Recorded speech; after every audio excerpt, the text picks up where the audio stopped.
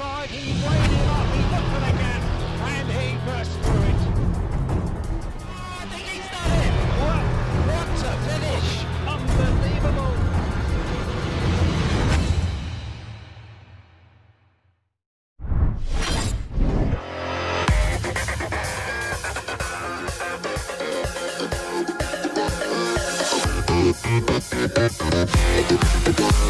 This is good racing, ladies and gentlemen, here. Hopkinson on the line. The crowd are going bananas again for another Poole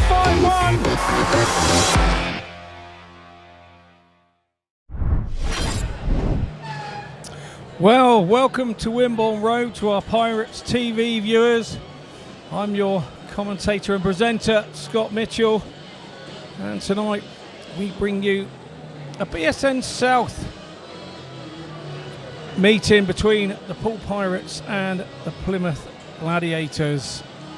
Obviously this fixture has been planned a couple of times already and rain has got the better of it, but we now bring you this on a Friday evening, unusual evening for the Pirates to be riding, and we're looking forward to this. This will decide who heads into the BSN semi-finals. This double-headed clash between the Pirates and the Gladiators. So what's the guys been doing since we've been away this week? Well, not really a lot has happened for the Pirates. They do now know their knockout cup opponents will be Scunthorpe Scorpions in the semi-finals. That's about all they found out this week. Obviously the Pirates have been through with their win against Edinburgh for a while now, but it was just waiting for the opponents to be able to get the meetings on. And in that other semi-final, the Knockout Cup, the Oxford Cheetahs will take on the Redcar Bears.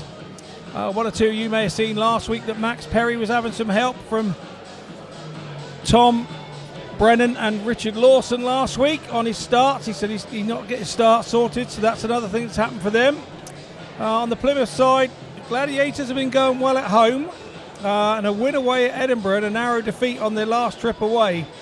So they're looking good tonight when they come in to the Pirates here at Wimborne Road. And of course, Carl Newman, who's done many, many laps here for the Pirates at Wimborne, he returned with the Plymouth Gladiators.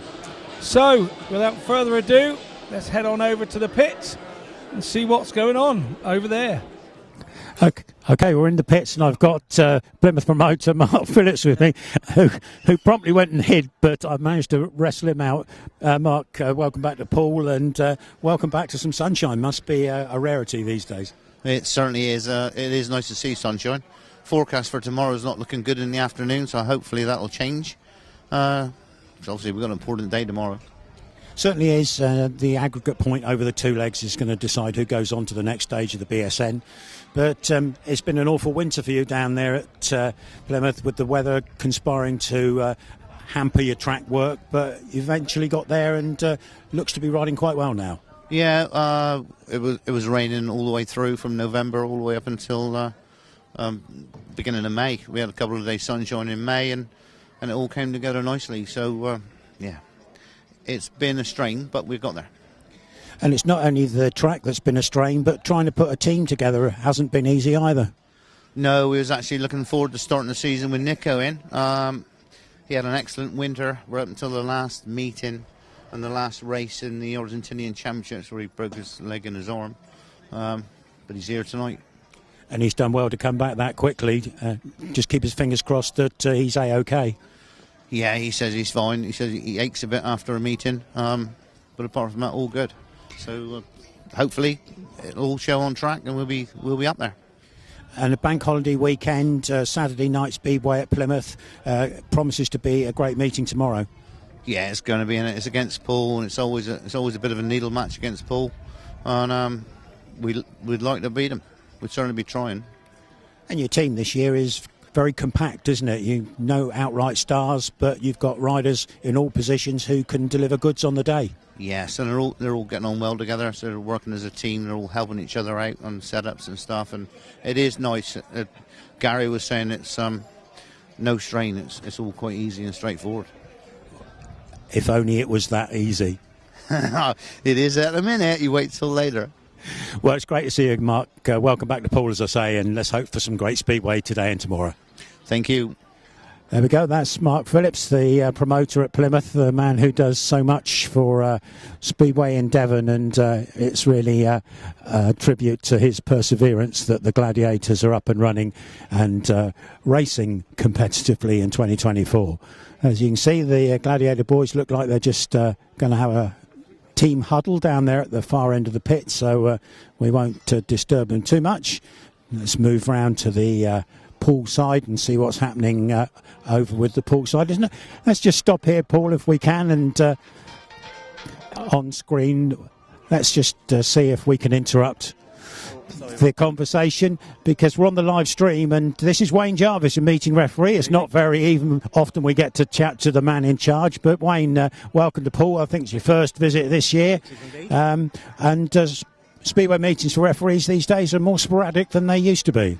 Yeah, I think this is my 6th meeting of the season so far. Been to several different tracks, but back in sort of 5 or 6 years ago, we'd have probably done 10 or 11 by now. So we're getting a meeting probably every couple of weeks. Just looking back over the winter and your meetings for the Referees Association, any major changes that you've been advised of over the course of the winter? Not really, no. The big change is obviously the 2-minute clock, and that's helped, I think, speed meetings up a little bit and make starts sort of very black and white rather than the grey area that perhaps existed before. And that's probably the major thing that happened over the winter, to be fair. And it's a good thing, really, because there's no doubt then, is there? Everybody knows exactly where they are and there can't be any arguments. Exactly, and I think the other good thing sort of over the winter has been the introduction of the random starts. That's, I think, helped us in many ways. Because we can really focus on that start. Wayne, just get you to explain random starts for people who aren't familiar. So last year what we would have done was press the green light, switch the green light on, and then release the start tapes when we'd paused sort of for a second and a half, something like that. This year there's a random start system in place where we simply put the green light on, and then there's a little box of tricks that automatically releases the tapes between about 1.5 and 3 seconds. So that's made it really easy for us to sort of focus on the start. The downside of it is we lose that touch, that feel of when we release the tapes, because we're anticipating the start now just the same as the riders are. Interesting. Thanks for that, Wayne. Over my shoulder, I see the ambulance has arrived, so we're ready to go, I think. I'll let Wayne get back to his little perch up in the grandstand. Thanks for talking to us, Wayne. Thank you. And let's just quickly walk along the Poole side of the pits. And we'll have a look at the guys just preparing themselves as Richard Lawson is doing his stretches.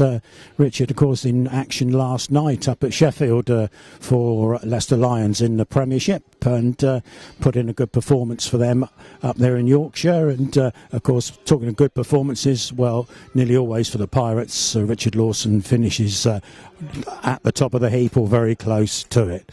There's Tobias THOMSEN, rider that's still really getting used to the British scene, having had just a few meetings for Birmingham a while ago, but settling in very nicely for the Pirates, and a man who will no doubt perform a donut if he's successful in any of his heats. Moving across to young Tom Brennan, who's really in great form in both leagues in the UK. He's also out in Poland, and 5th place in the SGP qualifying was just 1 point short of where he could have been for a Grand Prix challenge place at the end of this season. But he's there, his first reserve if anybody should drop out, and so every chance that maybe Tom will get a ride when the activity gets going. Here's Zach Cook. Zach's having a look on the phone, just checking out with home maybe that everything is A-OK down in Aussie land. Zach, who was injured for a couple of meetings, but is now back and raring to go, as he proved to us last week. Let's move on to Ben Cook, the young man who has secured a ride in Poland.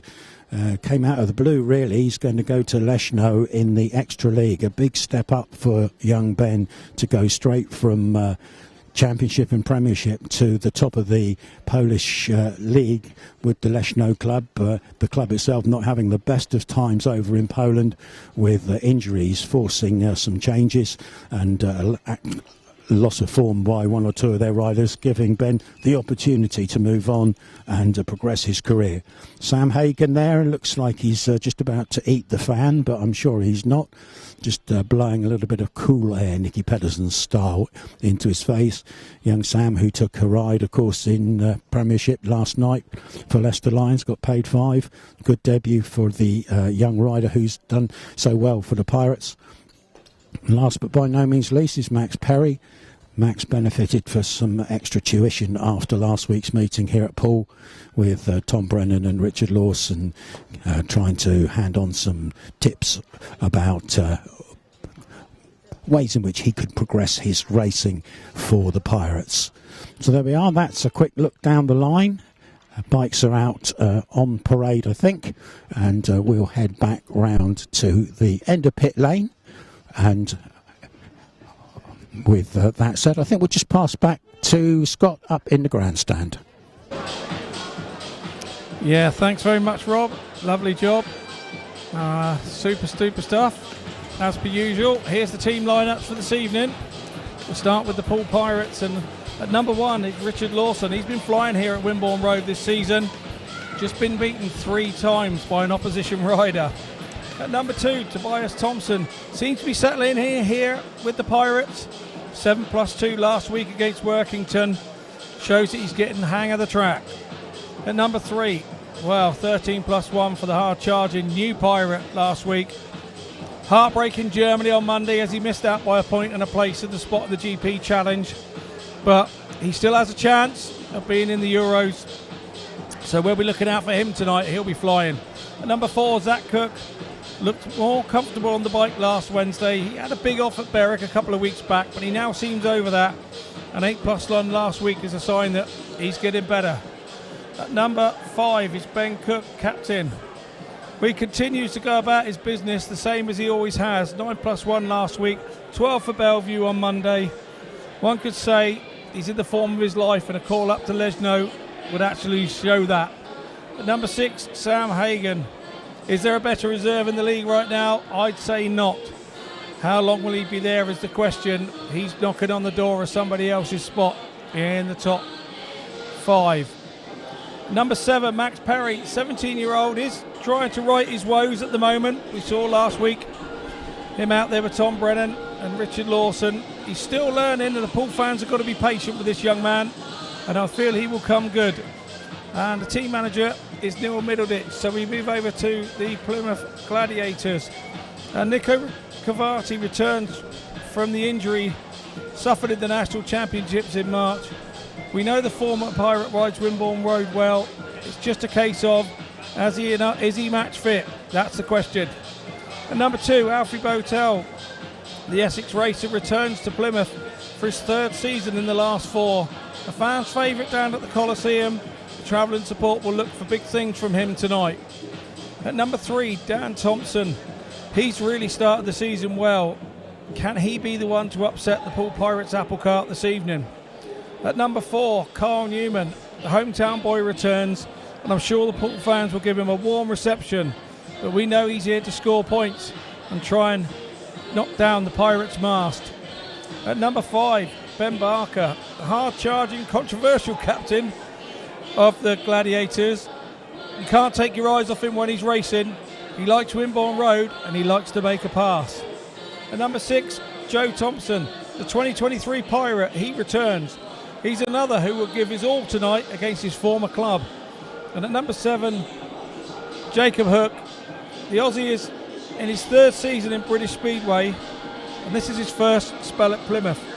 And the team manager is Garry May. So, now we've seen the team lineups, we're going to head back over to our roaming reporter, Rob Dyer, in the pits. I wonder if I can just dive in with Nico. Nico, we are on the live stream, and chance for you to say hello to all your friends and family back in your home country. Hello to everyone. Ciao a tutti. Yeah, I'm very happy be back in England after many years, and yeah, we're ready. I passed a very bad wind after my crash, and I'm pushing very hard to try to recover it as fast as possible, and finally we are. Yeah, it's a shame really, because it was your last ride, wasn't it, when you were away, and the crash happened then, and it's put you 6 months or 6 weeks really behind everybody else in the UK. Yeah, exactly. Yeah, it's very unlucky. I changed my flight for 2 days to do the last meeting in Argentina, and you know, sometimes the racing is like that. But we're ready and very concentrated to start this season finally in the UK. And of course, Poole should not be unfamiliar to you because you raced for the Pirates in 2019. Yeah, I have a very good memory here in this place, very good friends. Track, I like this track too. So yeah, it's very strange, you know, back to this place after a couple of years and with different club. But you know, I think we have a good team, and we try to fight in today. And you fully fit and your equipment ready to go? Sorry? You're fully fit and your equipment's ready to go? Well, yeah, I had a little problems in my hand, you know, but I think the track is okay, and I try to save, make good gates, and yeah, let's go. Okay, well, lovely to see you back. You're needed out on parade with your riders. Thanks for talking to us. Safe meeting tonight. Thank you. Ciao, ciao.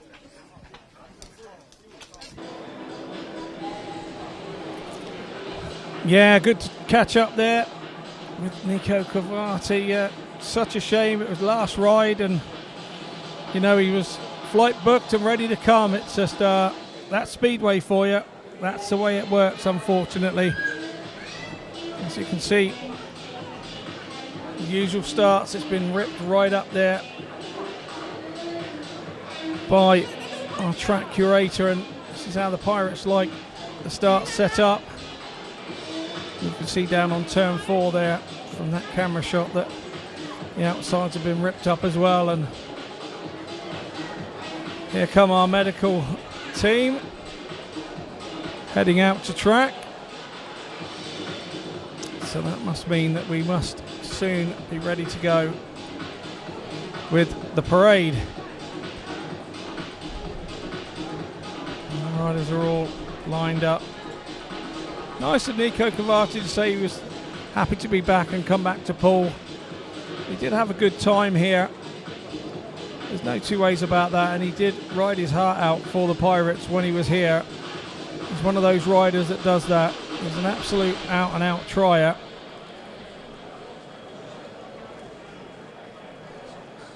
And there we go. Stadium announcer Nigel Leahy get things underway, and we'll hand you over to him.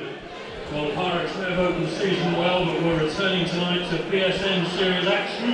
The top place is at stake tonight in the Southern Group as these two teams go head-to-head. It's derby rivalry from along the coast as we welcome the Plymouth Proud Park Gladiators!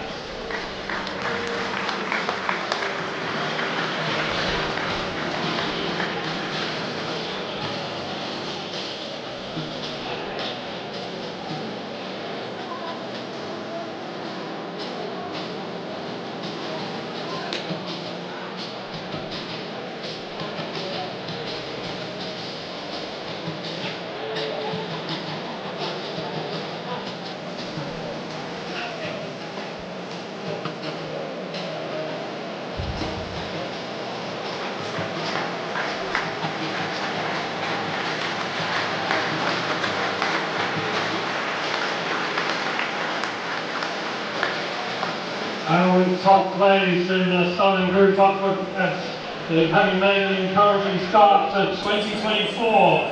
It's time to get behind the boys in blue and white once again, raise the roof as we welcome our very own Poole Pirates!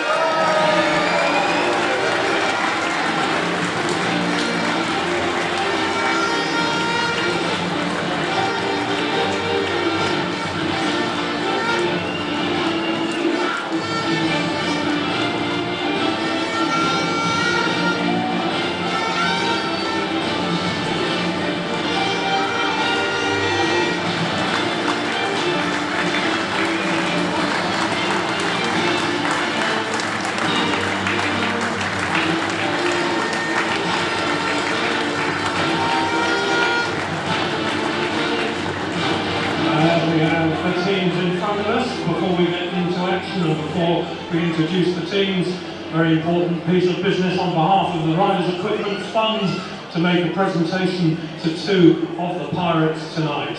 So welcoming on behalf of the Riders Equipment Fund, Val Vatcher, who's here. Stan, I think, may well be here as well, I hope so. Stan not too well, so we wish Stan a very quick recovery and hope that he's well enough to be seen on the centre green soon.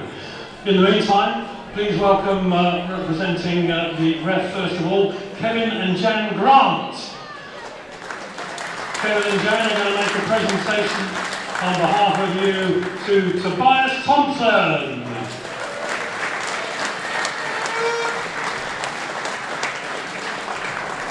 Tobias will receive a generous donation raised from funds from the Riders Equipment Fund, and I can tell you we'd be very glad to include you in that. If you'd like to be part of the Riders Equipment Fund, get in touch with Val. We'll try and give you some details a little bit later on how you can do that, and you could be part and parcel and maybe have the opportunity to make a presentation yourself. Next up, please welcome, representing the ref, Jamie Rees. And Jamie will be making a presentation to Zach Cook. And again, thank you all of you that contribute to the Riders Equipment Fund to make it what it is. And during the course of the year, each of the Pirates is able to receive a very generous donation from your contributions. Thank you, one and all, from the ref. Down to business, and let's introduce you to the riders tonight. Well, after a tough start, the Gladiators have bounced into form and they're back at full strength for the first time here in 2024. Please welcome first of all their number 7 with a big upheaval from Edinburgh to Plymouth, presenting a new challenge for their young Aussie, Jacob Hook. Number 6 has moved along the coast to join the Gladiators after helping the Pirates to the playoffs in 2023, Joe Thompson. Number 5, he's been in sparkling form in April and May. Captain of the Gladiators, Ben Barker. Number 4, a successful 2023 with the Pirates has cost him when the numbers didn't fall in his favour. He's now a Gladiator, Newman. Number 3, brother of Joe, he's a perfect fit for the new Gladiators, British under-19 champion, Thompson. Number 2 returns south after a year with Birmingham, his 4th term in the blue and yellow, Alfie BOWTELL. And at number 1, he's back. He's making his Gladiators debut tonight. We remember him also as a Pirate. Please welcome Nico COVATTI. And on this side, number 7. Last week we witnessed him putting in the extra time to deliver for the Pirates. Welcome Max Perry. Number 6, twice voted Rider of the Night, having a stellar season already, Sam Hagon. Number 5, unbeaten by an opponent going into his last ride a week ago, Captain Ben Cook. Number 4, bounced back last week after an injury scare, collected 2 race wins, Zach Cook. Top scorer last Wednesday, fastest Pirate on home sale this year, Tom Brennan. Number 2, fulfilling his promises, part of 2 5-1s against Workington last week, Tobias THOMSEN. And performing every inch of the number 1, living up to his nickname, Rocket Man, Richard Lawson. Our 2 captains, 2 Bens, Ben Barker and Ben Cook. Ben Barker to call tails for the Gladiators. It's a heads, giving our Ben the choice. You go 1 and 3. He's going 1 and 3 for the Pirates in heat number 1. So there we go. All the pre-match, all done. Just a few laps for these guys to go now. Check they've got their setups right. Just got to mention the Riders Equipment Fund here at Poole. The job that they do for our riders is just fantastic, and the support that the fans who help out the Riders Equipment Fund, you know, we can't thank you enough. The riders, all the equipment is so expensive, and if they have an off or anything untoward, it's all very expensive to put right. So Riders Equipment Fund here at Poole is very, very important to our riders, and I know that the two riders who received a donation towards their fund equipment tonight from their funds is they will be very, very happy indeed and appreciative of it. A few little boos there for Ben Barker on the presentation from the Poole fans. Not the same as what Craig Cook got last week. He really did get a barrage last week.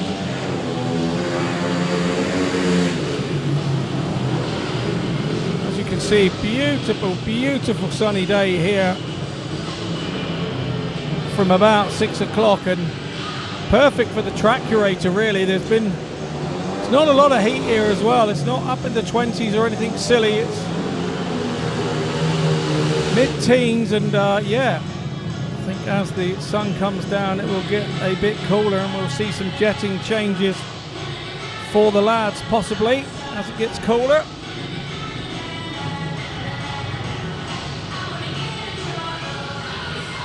The likes of Richard Lawson and co, they were riding last evening. Richard was at Leicester with Sam Hagon.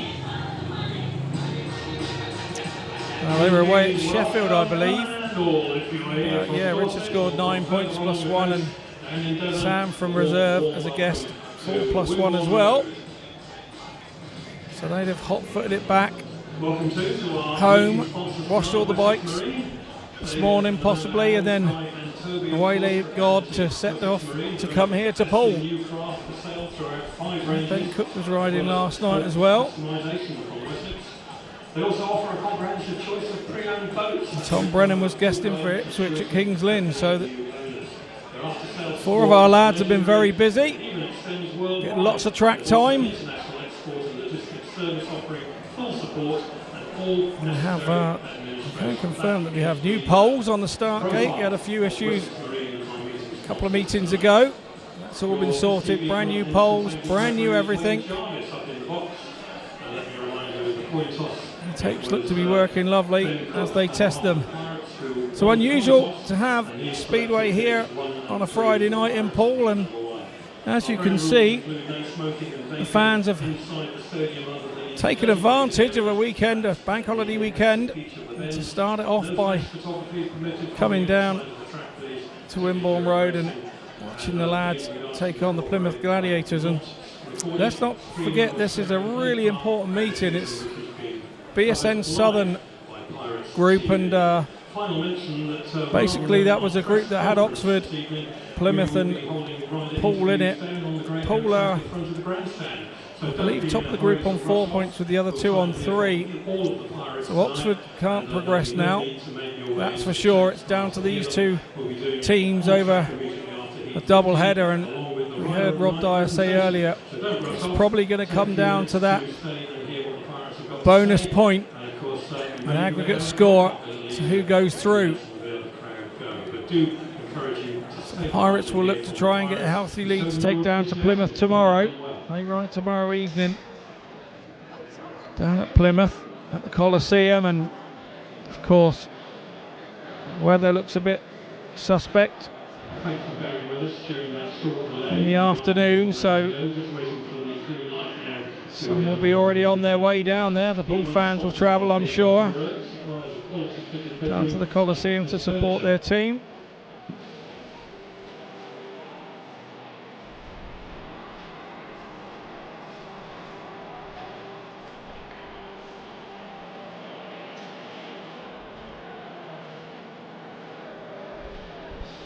If I jinxed the tapes, I did say there was a new tapes, new poles, will all be good.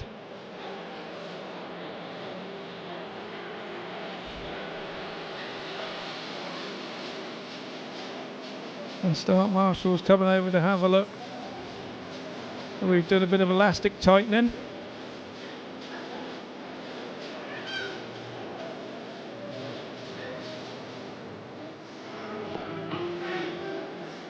This is why the tapes are all checked before we start.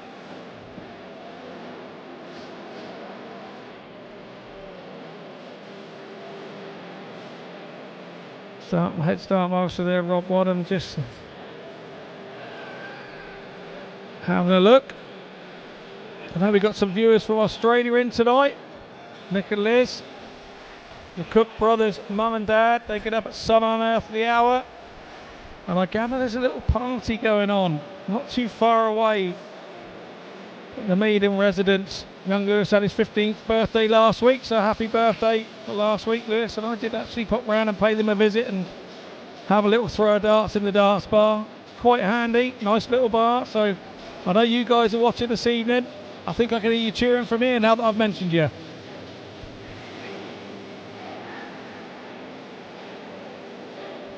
I'm just having a little stand back to check that the tapes go up even.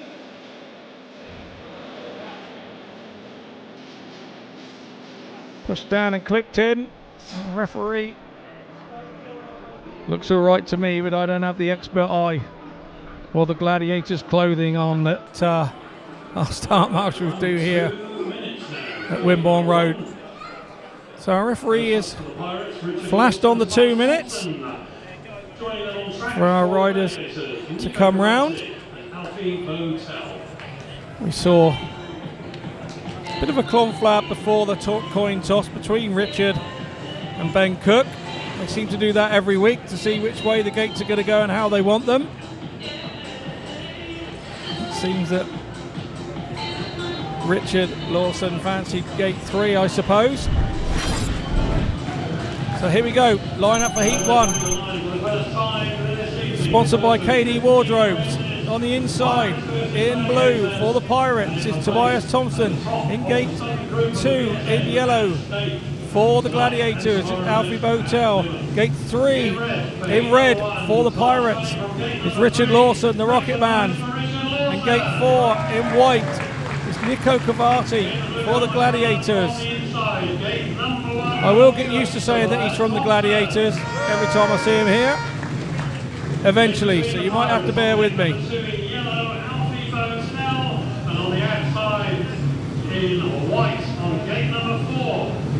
We have the Rocket Man up close and personal.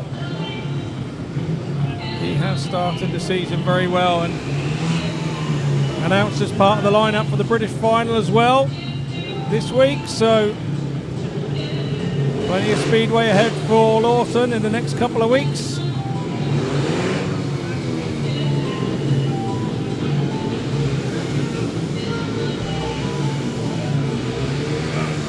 So here we go then. Our start marshal Rob Wadham, he is ready.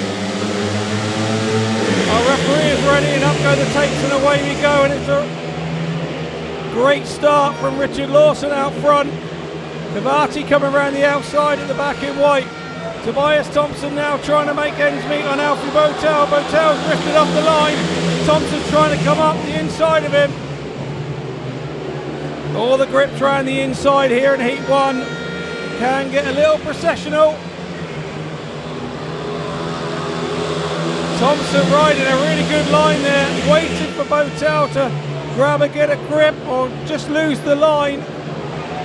COVATTI got problems at the back. He's not going to finish the race in white. But as we come round to the last lap, all the action here between second and third. Can Tobias THOMSEN get alongside BOWTELL? He looks the quicker rider, there's no two ways about it. Going for the big one round the outside, but it was covered. So it's red, yellow, blue as they come over the line. And it's a 4-2 heat advantage as we open up the meeting here in heat 1.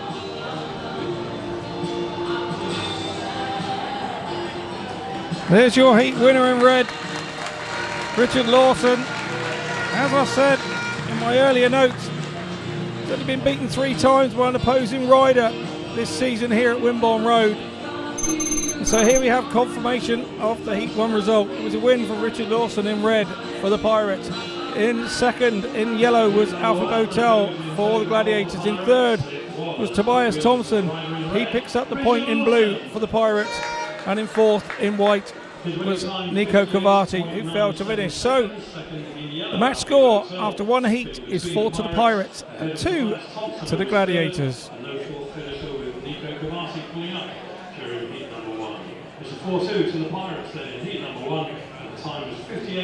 So the guys for heat 2 are already on their way.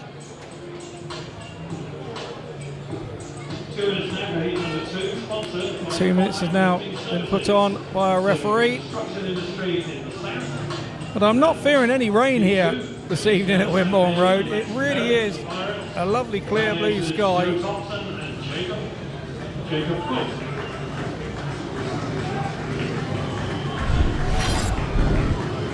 So here we go then, here's our lineup for Heat 2.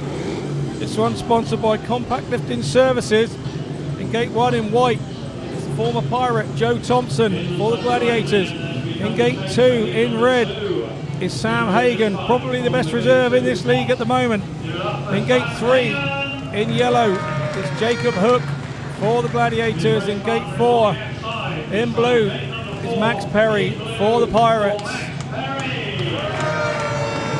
We all saw Max out here last week getting help from Tom Brennan on track, and Tom having a little spin on his bike as well to make sure the setup was right. There's nothing wrong with the way that Max Perry rides the bike. There's no two ways about it. He's on par, he's quick, but he's got to get himself out of the start, because the problem with Speedway is if you start 20 yards behind, you stay 20 yards behind, because you can be the same speed as the guy in front, but you won't catch him. The starts are all important in Speedway. I always feel it's 2 races. One to the first turn, and then from turn 2 to the checkered flag for the next 3 3/4 laps. Here we go, race 2's away. And the Gladiators get off to a flyer here. There's no two ways about it, they're away. Jacob Hook and Joe Thompson take the lead. Sam Hagon is looking to do something about it, and it's Max Perry at the back. Hagon trying to go wide and make the straights longer, but Jacob Hook is gone out front. Joe Thompson looks a bit doddery there. In second place, he's holding on to the inside. Hagon looks a little bit quicker. He's now got to terms with the track. He's had a lap to settle, and now trying to make a few lines to get past Thompson. As you can see, he's going wide now into the first turn, trying to find something, spinning up maybe a little bit in the turn, still going for it around the outside as we come to the checkered flag. He's not going to make it. It's yellow, white, red and blue. A stunned Pirates crowd here, silenced by the Gladiators. It's a 5-1 heat advantage to the Gladiators. It's a win for Jacob Hook there in yellow, followed home by the former Pirate Joe Thompson. Come round to a ripple of applause from the crowd, but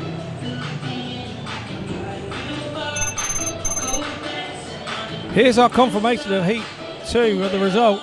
It's a win for Jacob Hook in yellow for the Gladiators.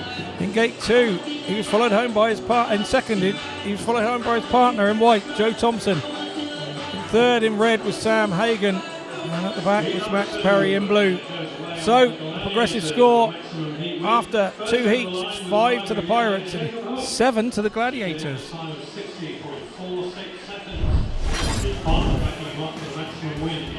And here we see it from the start. The Gladiators duo just came out of the start. You could see them, they're half a boat length in front, 10 yards out, and they were never headed. Sam Hagon huffed and puffed. It took a couple of laps to settle before he started to launch an attack on Joe Thompson, but Joe knew where to ride here and the safest place to ride, and Hagon was unable to get around him and get on top of him. So the Gladiators take a surprise lead here early doors.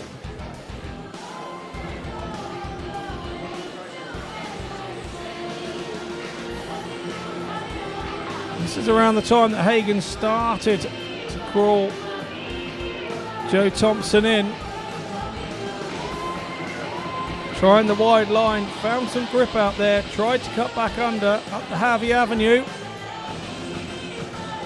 And he was definitely the quicker rider. Sometimes you can be the quicker rider. It's all right being quicker, you've got to get past. Unfortunately on that occasion, Hagon didn't.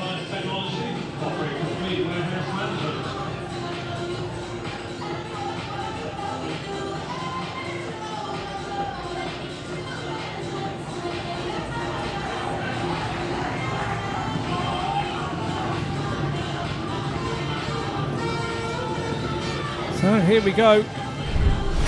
Riders are all out the pits and heading to the tapes. And for Heat 3, sponsored by BIAS Technology. In Gate 1 in blue for the Pirates we have Zach Cook. In Gate 2 in white for the Gladiators we have Dan Thompson. Gate 3 in red for the Pirates we have Tom Brennan. And in Gate 4 in yellow for the Gladiators we have Kyle Newman. Newman knows this place like the back of his hand. One just up the road. He relishes coming back here. Every time he comes, feels like home. Tom Brennan there. What a signing he's turned out to be for the Pirates. Shame to see him miss out on the GP challenge by a spot on Monday. But he's a reserve for the European GPs and first reserve at that, so he should get in hopefully. May get in if the rider injury comes. It's all about now, it's all about Heat 3. Takes her up and away we go, and it's a good start from Brennan, followed by his partner around the inside. Newman's trying to push Zach from the inside, and round the outside comes Dan Thompson. We know that he's been on some form of late.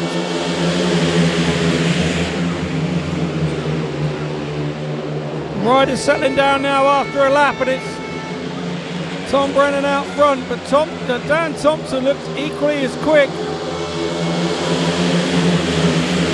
Zach Cook not really making any inroads into Thompson. He's waiting for a mistake. He's there if something goes wrong. And at the back in yellow is Newman. Long way from Gate 4 in these early heats.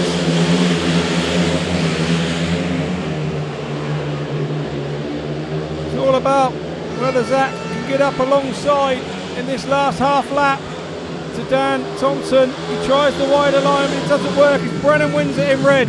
Thompson second in white, third in blue was Cook, and at the back was Kyle Newman. But the good news, it's a 4-2 heat advantage to the Pirates. I have to say Dan Thompson looked pretty impressive there, and here comes the new Pirates favourite, Tom Brennan, taking the ripple of applause from the grandstand. So here's the confirmation of your Heat 3 result. It was a win for the rider in red, Tom Brennan for the Pirates. In second in white was Dan Thompson for the Gladiators. In third in blue, the all vital point, was Zach Cook for the Pirates. And in fourth was Kyle Newman in yellow for the Gladiators. So the 3 heats in, the progressive match score is 9 to the Pirates and 9 to the Gladiators. All square now after 3 races. 9 to the Pirates, 9 to the Gladiators. And here we can see it. Start Marshall walks out. Brilliant start from Tom Brennan. He gets away. Newman had a good start, a good initial drop, but lifted. 2 minutes on the clock. And then, of course, Zach covers the inside as Newman tried to come through there, and Dan Thompson found the gap around the outside. 2 minutes is straight back on. And the referee not messing this evening. Getting on with the job on this unusual Bank Holiday Friday meeting. So here we go. Here's our lineup for Heat 4, sponsored by Top Class Consultancy. And in Gate 1 in blue is Max Perry for the Pirates. In Gate 2 in yellow is Jacob Hook for the Gladiators. He won first time out. Gate 3 in red is Ben Cook for the Pirates. And in Gate 4 in white is Ben Barker for the Gladiators.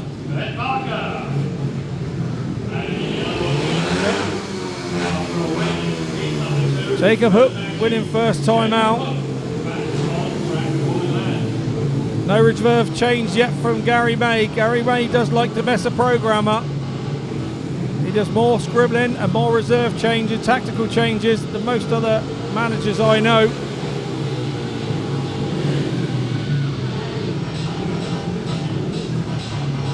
I expect the two Bens to be out front, but Jacob Hook did go well in the first one. And away we go. Ben Cook gets a good one off the inside, but going for the big blast around the outside is Ben Barker. In third, Jacob Hook slots in yellow, and at the back, Max Perry. Ben Cook out front. He's showing us why Lesno have given him the call to go to Polska. Start riding for them. Smektala's in his Lesno side out there in Poland, but he won't be worried about that now. All he's worried about now is winning races for the Pirates. And he's gapping out front. He's leaving Barker behind. But the Plymouth Gladiators are filling in second and third. So the honours will be even, barring mechanical failures. A win in red for Ben Cook and the Pirates. Second in white. Third is yellow. And fourth is blue. So a 3-all heat score is the result of Heat 4. And here's your heat winner coming round to take the applause. Oh, and a nice wheelie as well. It's Ben Cook. So here's the confirmation of the Heat 4 result. It's a win for Ben Cook in red from tapes to flag. In second in white is Ben Barker for the Gladiators. Third, the important point goes to Jacob Hook in yellow for the Gladiators, and at the back Max Perry in blue for the Pirates. So we're all 4 heats in, and the match score to date is 12 to the Pirates, 12 to the Gladiators. We're all square.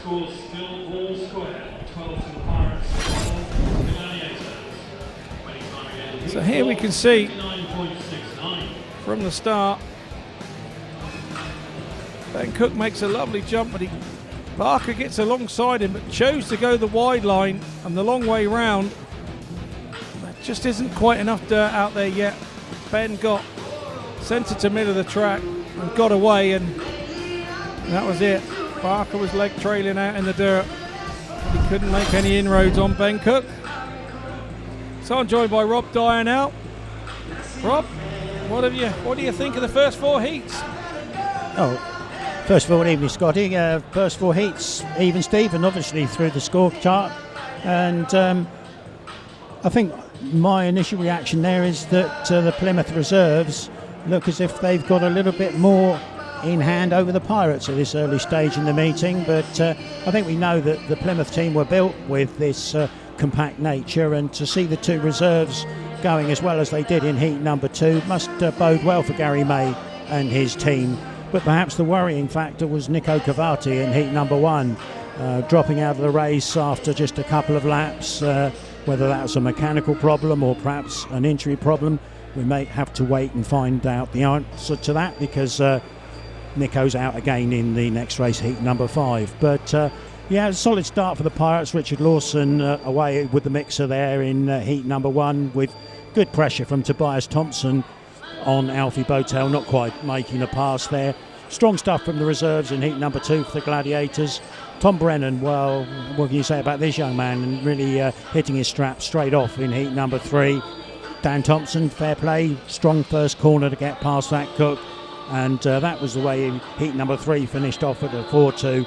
And then we just seen Ben Cook there again, jet propelled out of the start. Ben Barker fairly good on his shoulder, but when the little man gets in front, well, he is hard to beat, and he proved it again there. And just one thing that I noticed, race times are fast tonight, faster than usual. Yeah, the track's had a lot of water during the day, hasn't it? And where we were a bit overcast till later in the day, the water's not been dried off the top. It's had a chance to soak in, so super grippy, I would imagine it looks to me. And like you say, the times are faster. The good thing for the Pirates is they've won 3 out of the 4 heats. They've had 3 heat winners. Probably the concern is maybe that we're not packing in the minor places, and maybe that's why we're sat there at 12-12. But it's only the first block of races. Everybody's had a ride now. People will have found their setups maybe. You know, the Poole lads maybe had not been used to quite the track being quite so grippy. No, you're right there, Scotty, and it has taken a lot of water today. It's strange how it changes over the course of 24 hours, really, because the weather wasn't very good yesterday, and the amount of water that's been put down today to try and get some moisture in and get some grip for the riders has been quite noticeable. Winning the toss, of course, has, I think, been a help as well for the Pirates in those first few races, 1 and 3 proving to be advantageous. Of course, it'll swing round again in a little bit of time when the gates reverse out, but yeah, well, even Stephen, good start from both sides really. I'm sure Garry May is probably slightly the more happy of the two, but long way to go.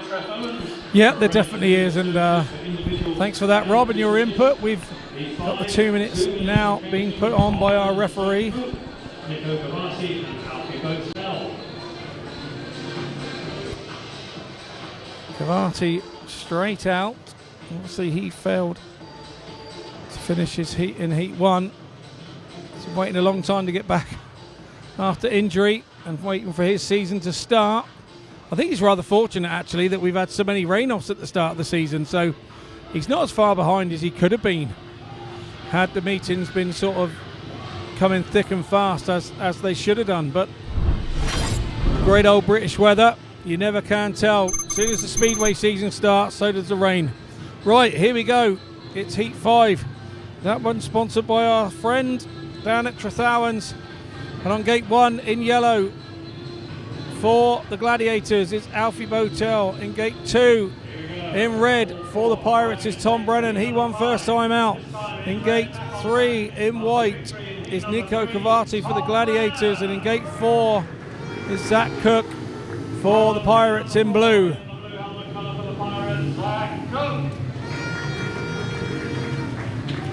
Zach and Tom are really proving to be the powerhouse of the Pirates team, middle of the order here. I'm sure there'll be a few changes to equipment over the short time that they get a chance. Jettings and things can be changed relatively quickly. Everything is kind of set up for speed, not just on the track but in the pits as well for adjustment. So here we go then. It's heat 5. Overtake. And it's a good start from COVATTI, but on the inside in red. And what a masterful move there from Zach Cook. He comes from the outside, splits the two Gladiators and joins Brennan up front. COVATTI once more having issues, and exceedingly frustrating time for him. But the Pirates head off out front. Brennan looks over his shoulder to see his partner there, Zach Cook. And in yellow at the back is Alfie BOWTELL. Struggling with conditions a little, but it's the Poole boys out front as they head into the last lap.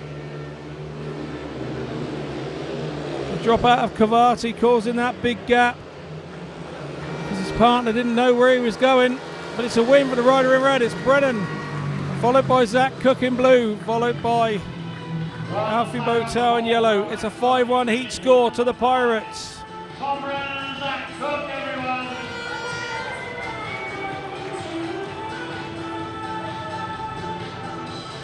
There's your heat winners at your 5-2 duo. 2 wins from 2 for Tom Brennan. He really is in the form of his life at the moment.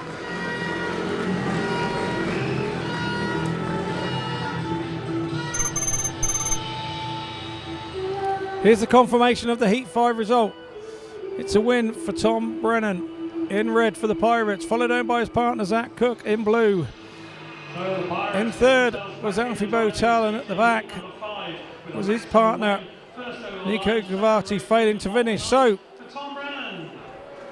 the match score after 5 heats, 17 to the Pirates and 13 to the Gladiators. The Pirates open a small 4-point lead.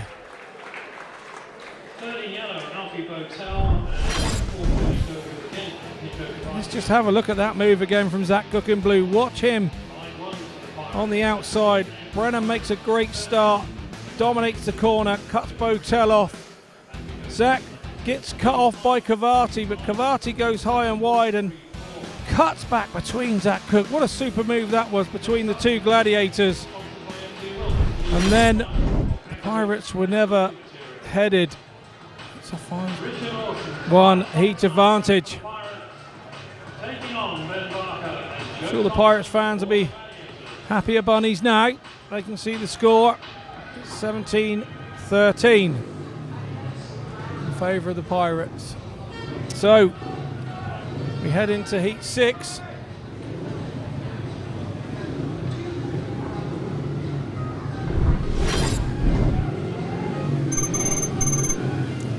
Heat 6 is sponsored by MB Wilkes for all your soils and aggregates.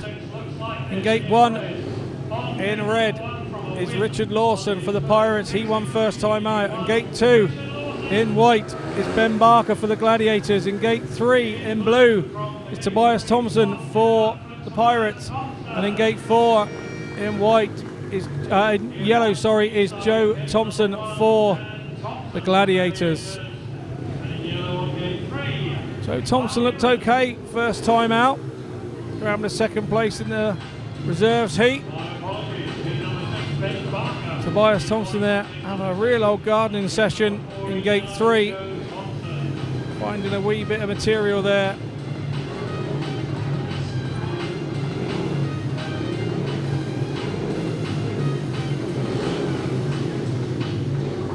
Colin, our second start marshal, he's calling the riders in.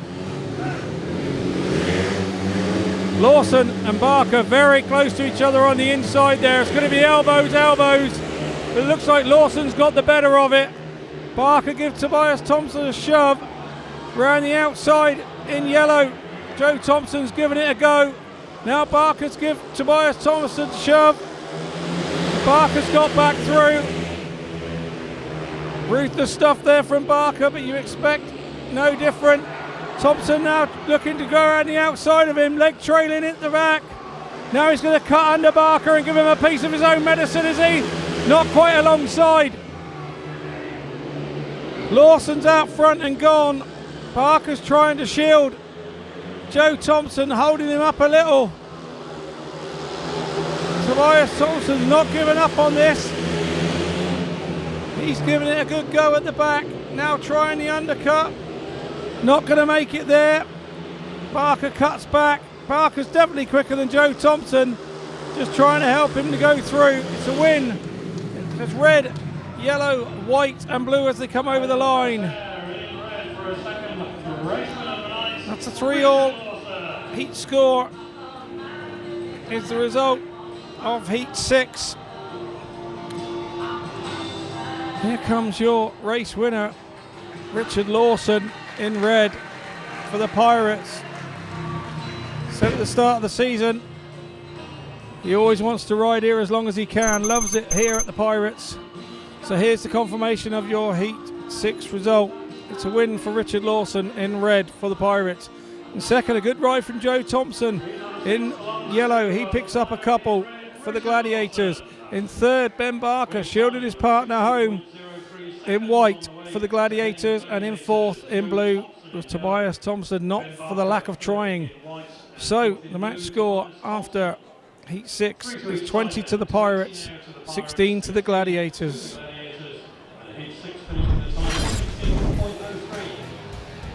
And here we see the two guys on the inside right up close and personal. And Lawson got the better of that exchange. Thompson went round the outside of Barker there and got there, but Barker never shut off. He stayed alongside him, forcing Tobias wide and leaving a gap for him to get under him. And we head to Heat 7. We're just hearing from the pits that Nico COVATTI has withdrawn from the meeting. Whether it's not actually having engine issues, whether it's still to do with the injury, it seems more likely. So here we go, Heat 7, sponsored by our friends Wessex Marine. In gate 1 in white is Dan Thompson for the Gladiators. In gate 2 in red, one first time out, it's Ben Cook for the Pirates. In gate 3 in yellow for the Gladiators, Carl Newman, the former Pirate. And in gate 4, Sam Hagon in blue for the Pirates. So here we go.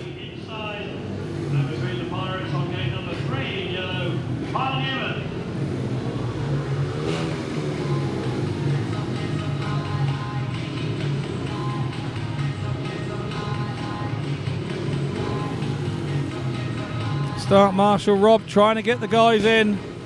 They have that clock there now on the start. Every track has one, so they can see exactly how long they've got before they have to start. So they will come in no sooner than they need to. Here we go, Heat 7 is underway. It's a good start from Ben Cook on the inside. Newman's there. Around the outside of Newman, in blue, goes Sam Hagon. Ben, just have a look over your shoulder, son. Good lad. And he finds him. In white, Dan Thompson now is all over Ben Cook, but it's all about Captain Cook and can he shield Sam Hagon out front. Thompson's taken a big line underneath Ben Cook. Ben Cook's lifted. How he even stayed on there, I don't know. Really got out in the grip and lifted. Now Cook will have to try and attack Newman at the back. Sam Hagon is out front, riding the big heavy stuff out wide. Ben Cook is now back on it, trying to get by Newman. Newman's had an engine problem out there in turn 2. Looks like he's thrown a chain. So as we come to the line, it's blue, white and red. It's a 4-2 heat score in favour of the Pirates. Big win for Sam Hagon, the rider in blue, as he comes round.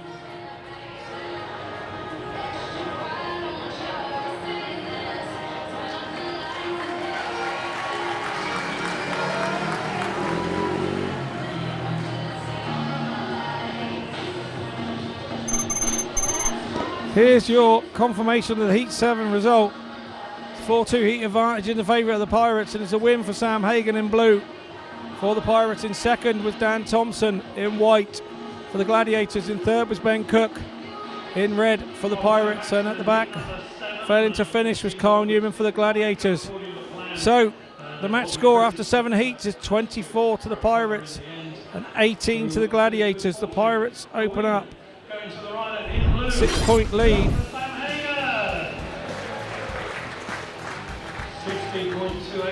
As you can see from the start here, great start from Ben Cook.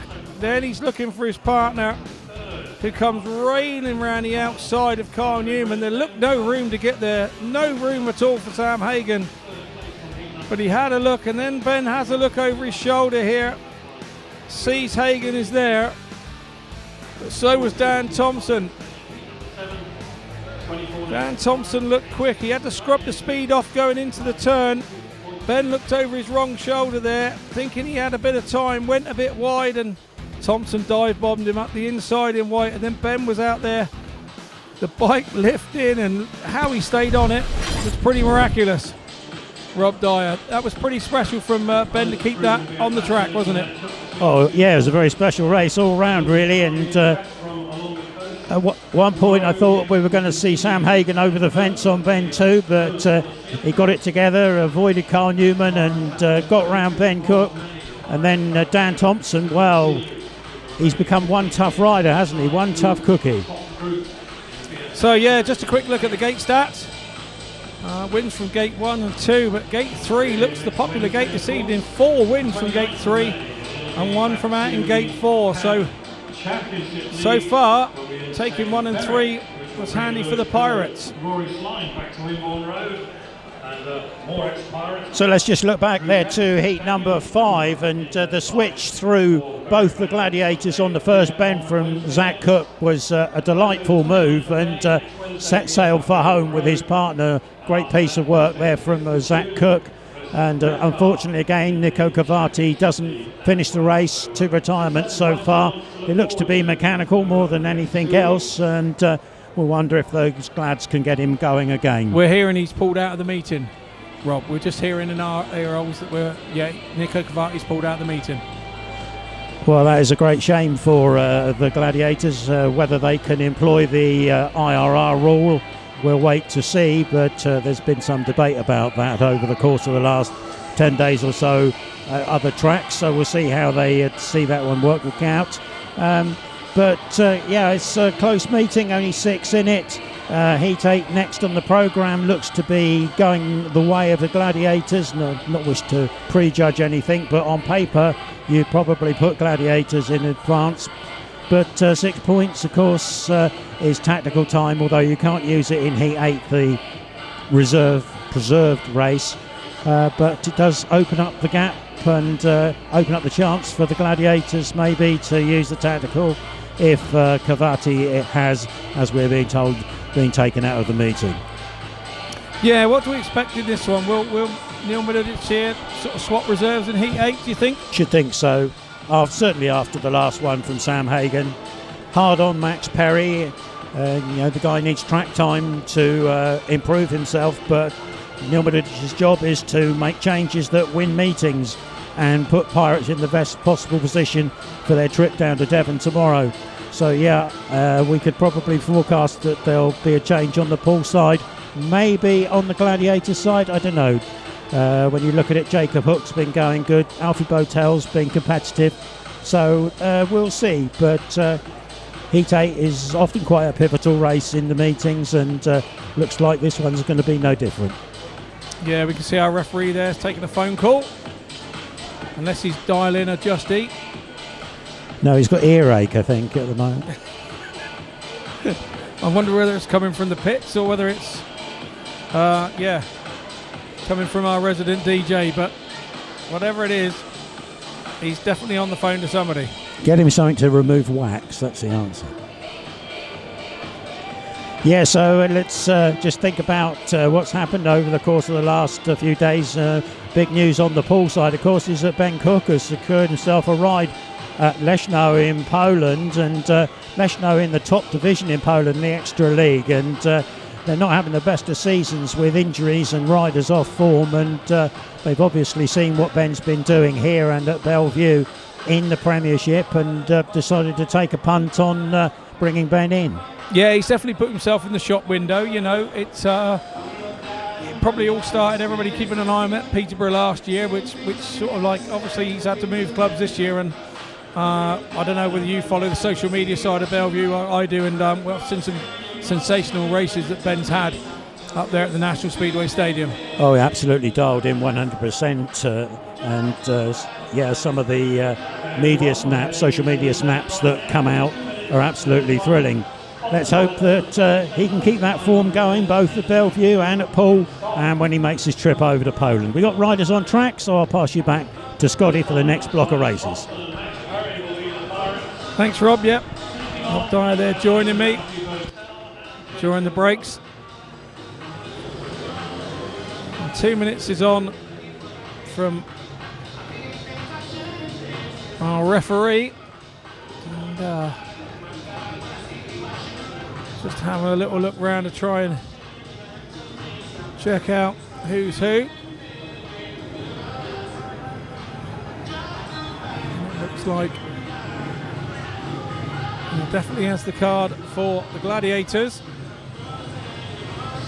The Pirates come round now.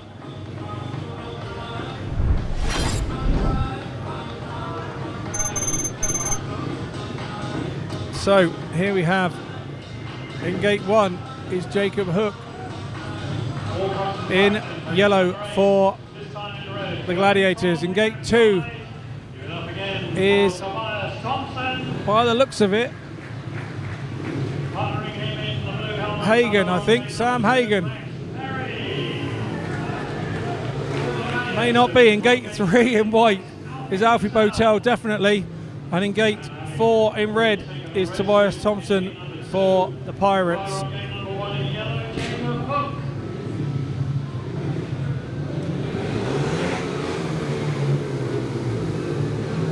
So here we go.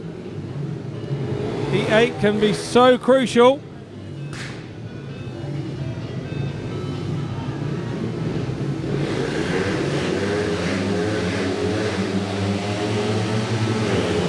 And away we go. Yeah, it is Hagen out there in front in blue. And now coming up the inside, Tobias THOMSEN, and he's gone by 2. What a move from the Danishman.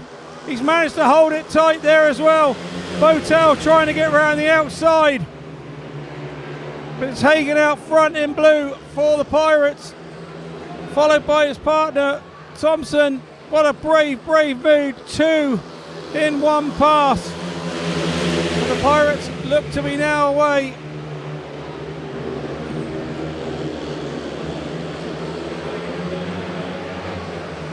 Sam Hagen out front in blue. It's Tobias THOMSEN in red for the Pirates. In yellow it's Jacob Hook, and it's Alfie BOWTELL at the back, and it's a 5-1 to the Pirates. It's blue, red, yellow and white as they come over the line.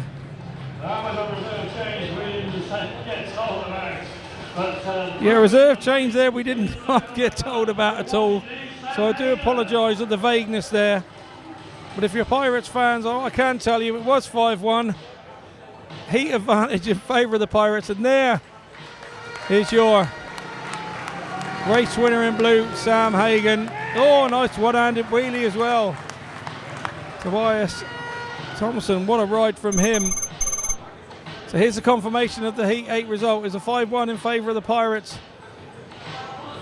In first in blue was Sam Hagen. The reserve change, he picks up 3 points. In second, after some great passing from Tobias THOMSEN, he picks up a couple in red for the Pirates. In third, in yellow was Jacob Hook. He picked up the solitary point, and at the back was Alfie BOWTELL for the Gladiators. So the Pirates open up a 10-point lead after 8 heats. It's 29 to the Pirates and 19 to the Gladiators. Backing him up, and pleased to do so in red, Tobias THOMSEN. Third in yellow. Yeah, great stuff from Tobias THOMSEN there. Super pass move. Put some more breathing space between the two sides. 29 there to the Pirates, 19 to the Gladiators.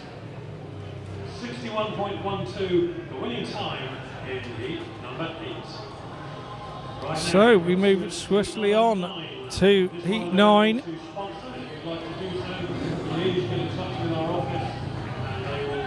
I did forget to mention that heat 8 was sponsored by Bournemouth Bedding Centre, so apologies to them. No sponsor for heat 9. We're looking for a sponsor, so contact the club. Here we go. In gate 1 in white is Ben Barker for the Gladiators. In gate 2 in blue is Zach Cook for the Pirates. In gate 3 in yellow is Joe Thompson for the Gladiators. And in gate 4 in red for the Pirates is Tom Brennan.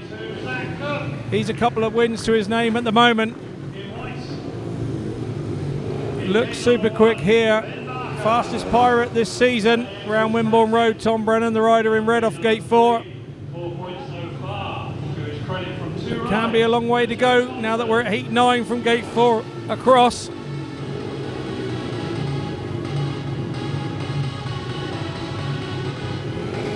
Ben Barker, if he can get the start out of gate 1, he can dominate this first turn. He's one of those riders that's brave enough to do it.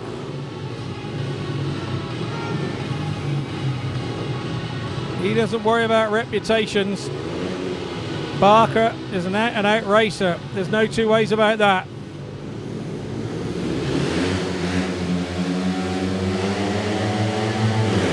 So as the sun goes down on Wimborne Road, the tapes go up, and it's a good start from Barker on the inside. He's stuck around the inside. Zach Cook unable to get up alongside him. Brennan comes under Zach Cook, takes second off of him, and he will now set about trying to catch up with Barker. He'll suss Barker out for a lap or two and see where he's riding. Barker looks on clean machinery. I'm wondering whether he's been in swap bikes for this one. I would say he is. But Brennan is hot on his heels, waiting for a mistake. And Brennan looks quicker. He does look quicker. He started to work the track out, trying to make some long straights of it. Goes out wide, sucks Barker out wide. Brennan now will try and come up the inside if he can get some grip. Spin it away. Barker then closes the door on him and comes to the tapes. It's white, red, blue and yellow as they come over the line. Big win for Ben Barker and the Gladiators. It's a 3-all heat score is the result of heat 9.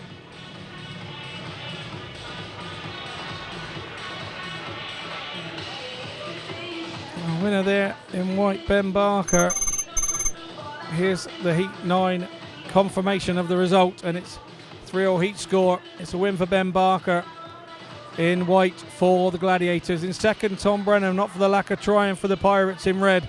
In third was Zach Cook in blue for the Pirates, and at the back in fourth was Joe Thompson for the Gladiators. So the Pirates keep their 10-point lead after heat 9.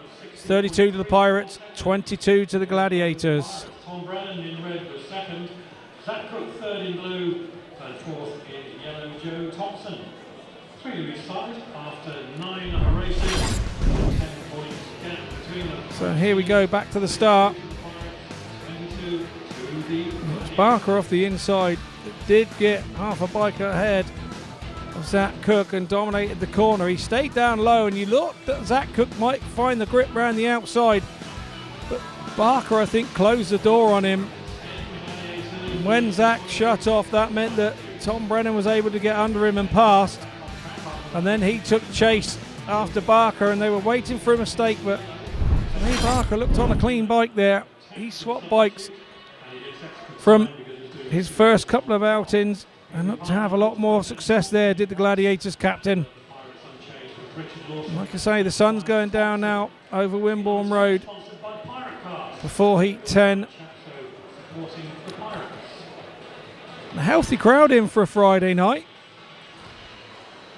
A few spaces as expected, a little short notice for some people. Some people that can make a Wednesday don't make a Friday, and I'm sure there's one or two here on a Friday that can't make a Wednesday. So change of race night for the Pirates, enforced on them because of the weather on Wednesday, and you don't want the fixture build up to build up, so you try and get these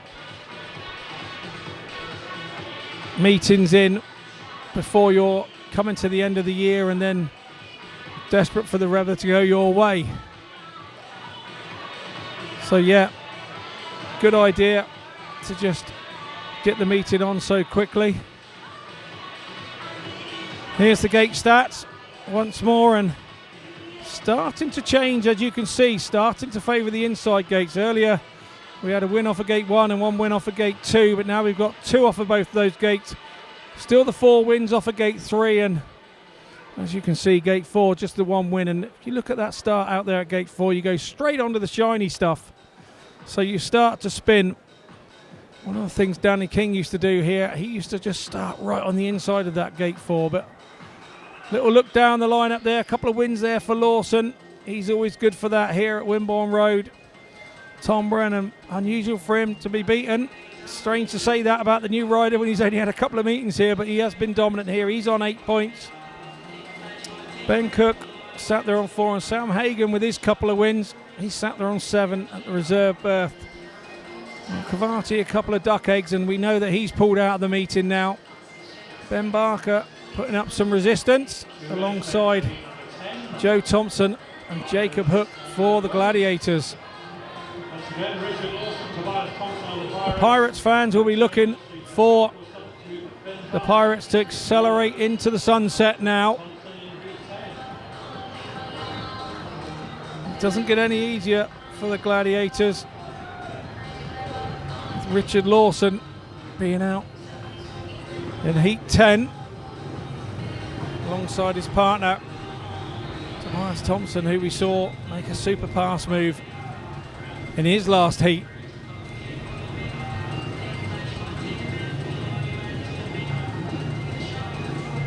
Thompson's had a couple of second places this evening, but here we go. It's heat 10. It's sponsored by Pirate Cast. Number in gate 1 in yellow, the Gladiators number 5 is Ben Barker. He's come in as attack for Kyle Newman. So Barker's come in as attack sub for Kyle Newman. Garry May doing his stuff in the pits. We've seen it's gate 1, and Barker won off a gate 1 before. In gate 2 in blue for the Pirates we have Tobias Thompson. In gate 3 in white we have Dan Thompson for the Gladiators, and in gate 4 in red we have the Rocket Man Richard Lawson for the Pirates, unbeaten so far this evening. So yeah, Barker is attack sub in yellow. Keep your eyes on him.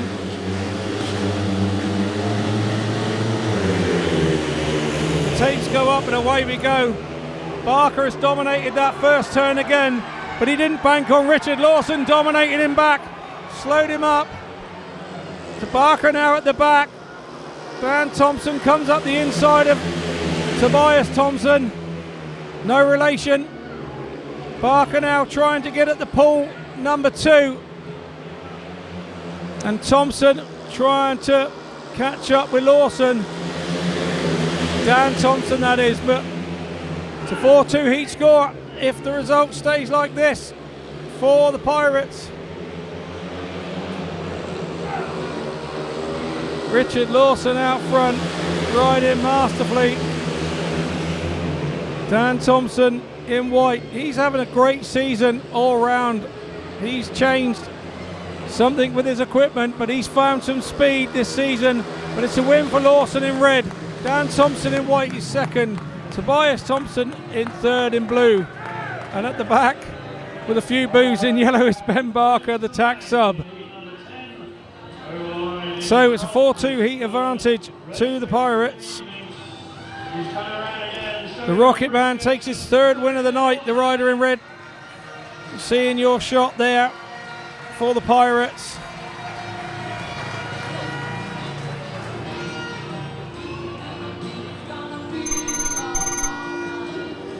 Here's your confirmation of the Heat 10 result. It's 4-2 heat advantage in the favour of the Pirates. A win for Richard Lawson, his third win on the night in red for the Pirates. In second in white, his third second place of the evening goes to Dan Thompson for the Gladiators. In third, Tobias Thompson for the Pirates in blue, and at the back, attack sub in yellow, Ben Barker.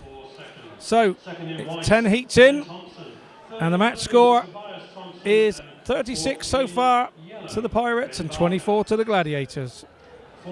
Pirates open up a 12-point lead now after 10 heats.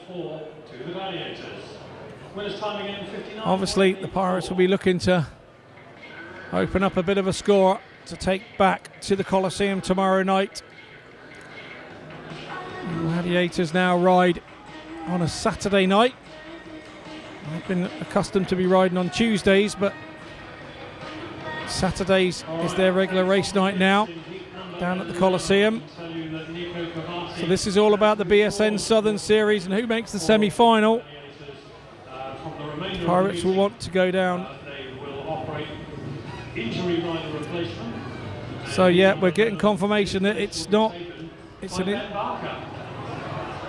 an injury rider replacement situation for Nico COVATTI. So there's no 2 minutes on at the particular moment. They're taking an injury rider replacement for the injured Nico COVATTI. That will be Ben Barker in heat 11. He will come out in white, so that will be 3 rides on the trot for the Gladiators captain. So he gets a little more time because he had 3 races on the trot to prepare his bike, turn the tyre, have a little breather. So our Pirates have headed back to the pits. Just the referee giving him time. So here we go. Here's the team scores again. Richard Lawson, 3 out of 3. 9 points for him. Really is helping turn this place into Fortress Wimborne Road with his top big scoring. Tom Brennan backing him up there with 8. A couple of wins for Sam Hagon down there at the reserve berth at number 6. He's got 7 points, and as we look over to the Gladiators side, Darren Thompson now up on 6 points, 3 second places, but a little unfortunate. You can see on the Gladiators side their race wins are at a premium, and it's just one to Barker and one to Jacob Hook at the moment, which is why there is a 12-point deficit in the match score.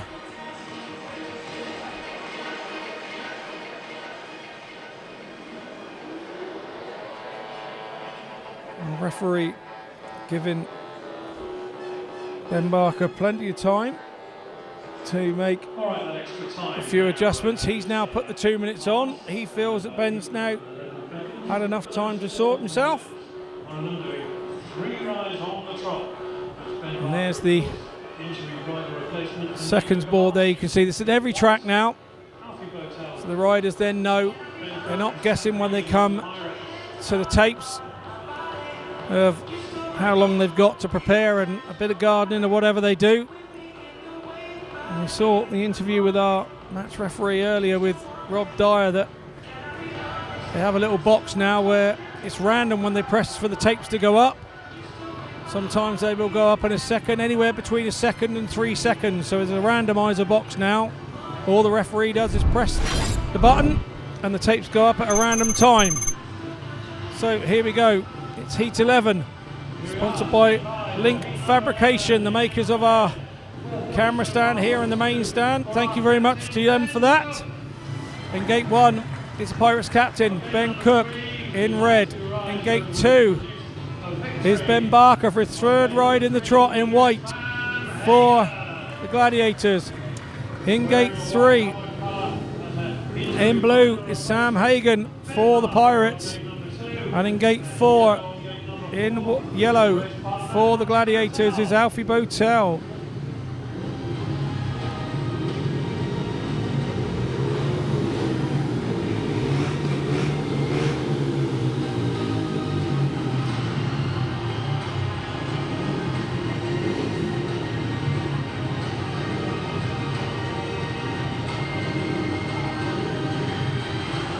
Few last minute preparations from the riders as they come in to the tapes.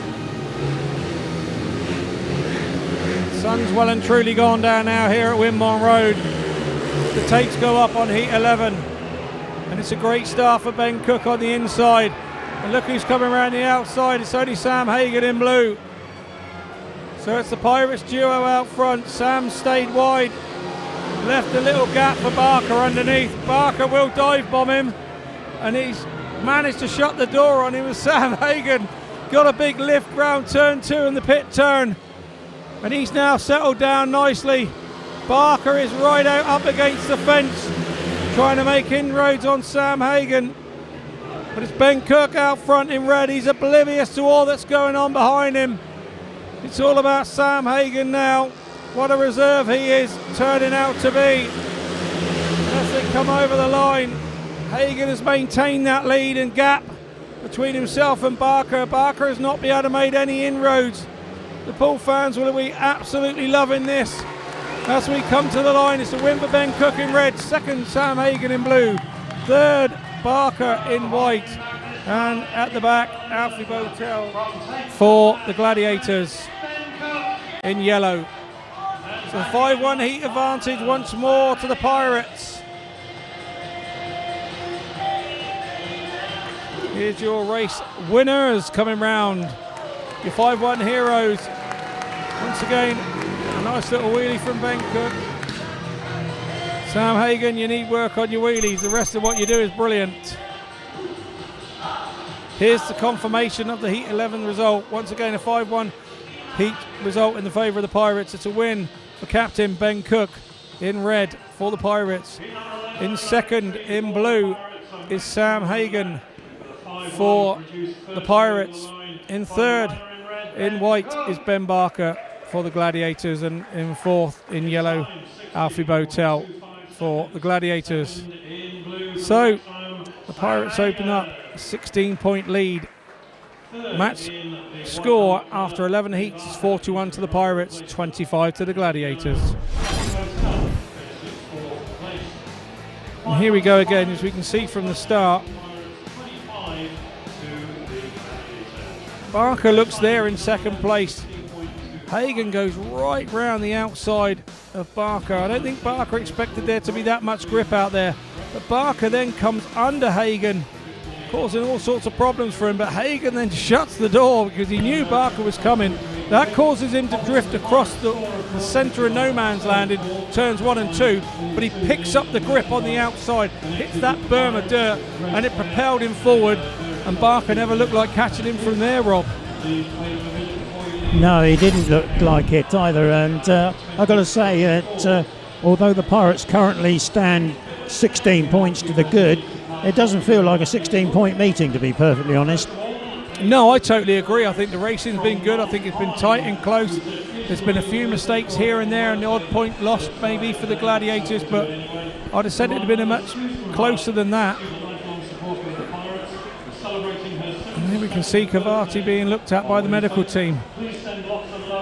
Yeah, now this doesn't bode too well for the Gladiators, especially for tomorrow night with the second leg of this meeting. Let's hope that's just precautionary from the Gladiators' point of view, but it would be a tragedy if they were to lose Nico after just 2 races, having waited 6 weeks or so to bring him into the side, to go down just to get 2 rides from him.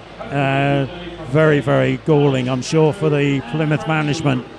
Yeah, I mean, for a rider, I suppose, if there's a weakness, say they've had a wrist injury and it hasn't quite kind of happened, and then you have that wrist injury and you're not quite strong enough on your wrist, you can then make another mistake while riding and cause another injury to another part of your body, I suppose. Yeah, absolutely. I think that's right. I mean, I'm no medical man, but you do know yourself that if you pick up a knock and maybe you're walking strangely and it throws your back out, and that creates another problem. So it's a knock-on effect. Now, Garry May has got a lot of challenges down there to be able to cover off the Pirates with their advantage so far, hold it to that 16 points, and then to maybe swing a time round for tomorrow to get his troops back in line so that they get another crack at the Pirates. Difficult times for the Plymouth management. Yeah, indeed. Tobias THOMSEN in shot there. What do you make of him, Rob, and how he started his Pirates career? Well, if he can make a start, he'd be an 8-point rider, there's no doubt about it. There's no doubt he's got the determination. He's not afraid to put his nose in where others wouldn't go.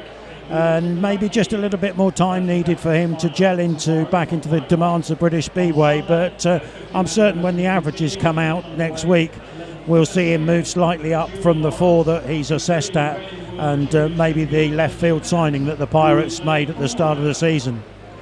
Yeah, absolutely, because I mean, I think a lot of the Pirates fans were concerned. He'd had given UK a little go before and really didn't pull up any trees, had he? No, he hadn't, but he's shown in flashes, both here at Poole and away, that he can be a match for the best of them. Certainly, he's not afraid to put himself about, and we've seen that already this evening in an earlier heat, and that determination has won the fans over here at Poole. As you say, Scotty, a lot of people were a little bit undecided about his abilities, but he's there or thereabouts, and he's already contributed key points at various places. Well, talk yourself about putting yourself about. This young man, Sam Hagon, what a start to his Pirates career he's had. You know, a couple of wins again tonight. He really has shone in his time here so far at the Pirates, both home and away. Yes, he has. Heat 2 wasn't so good, dropping the 5-1 to the visiting reserves, but since then, obviously changes on the bike, and you can see in shot there on the right-hand side, Martin Dugard spinning the rear wheel, and Sam's father, Martin, with the silver bonnet there, just talking about what's going on. And last night, of course, he was running for the Leicester Lions in the Premiership, his first Premiership outing, and paid for it. 4 paid 5, I think it might have been up at Sheffield, was no mean feat. So a young man who's certainly heading in the right direction. Yeah, and obviously he's got the right backing behind him, a lot of experience there in his pit crew, and can that sometimes be off-putting for a young man? Can he be over-guided, or do you think he's one of those that's coming in and saying, look, this is what's happening to the bike, what do you guys think? Well, personally, I think that he's got the right balance there. He's got his father, who's really experienced grass track rider with all the mechanical knowledge, and he's got Martin Dugard on the spanners, who's been there, done it, and got the T-shirt several times over. So I think he's got a very good balance there of experience to guide him. But you're quite right, Scotty, we have seen situations where fathers and sons have got together and it just hasn't worked out, and there was a bit of bickering and a bit of angst between the two of them, and it may well have held the rider back. But I don't think that's the case as we see it with the Hagans. They seem to have got everything lined up just so. And he's made a great start both here at Poole and up there at Leicester in the Prem. The ultimate decision has to come to the rider, doesn't it? So the rider has to be brave enough to tell the pit crew, this is what I want. So when you're trying to override your father, sometimes it can be difficult, and like you say, we've seen that, but it doesn't seem to be the case here. It seems a very happy little team, and I think Martin Dugard being put in as the third wheel, as you like, is a massive bonus for him. Yeah, I think that's a very sound point there, Scotty. And yeah, I mean they are a close-knit family. There's no doubt about it. And they've started working together over the course of the last 2 or 3 years, and they've got a nice blend there of experience in the form of an excellent mechanical mind, a fantastic former rider, and a young man who is going places in the sport. There's no doubt about that. We're just looking round, panned round to the other side of the pits area, and you can see Nico COVATTI there is back booted up. So hopefully that is a good sign and augurs well for the Gladiators tomorrow. It would be devastating for them if on what should have been his first home meeting he had to step out, but let's keep fingers crossed that there's the medical certificate being signed off. Let's hope that Nico is just a little bit bruised from tonight and can go again tomorrow to make it a really interesting match down there at the Coliseum. Yeah, I mean, we know Garry May's got lots of phone numbers in his phone and lots of riders, but at this short notice it would be very difficult to replace him if he's unable to ride. Yeah, and expensive, because riders don't come cheap these days, especially if you've got to troll off to the far southwest on a bank holiday Saturday and sit in the M5 for 2 or 3 hours trying to get down there. So yeah, I'm sure Gary's got the numbers, but whether he's got the persuasive powers or the pound notes to bring in a top rider to cover, we'll have to wait and see. Yeah, very good point that, yeah. I was expecting a more difficult trip here this evening to Wimborne Road, but yeah, it was a lovely trip. So here we go with the points on the doors here, and yeah, Lawson with his 3 wins, looking the star this evening. A couple of wins there for Tom Brennan for his 8 points. Ben Cook's now got a couple of wins, he's up there with 7. Sam Hagon 9+1, and as we come over to the other side, it's Dan Thompson and Ben Barker, who seem to be putting up the fight back, and Jacob Hook 5 from 1 there at reserve is quite a handy score as well for the Gladiators.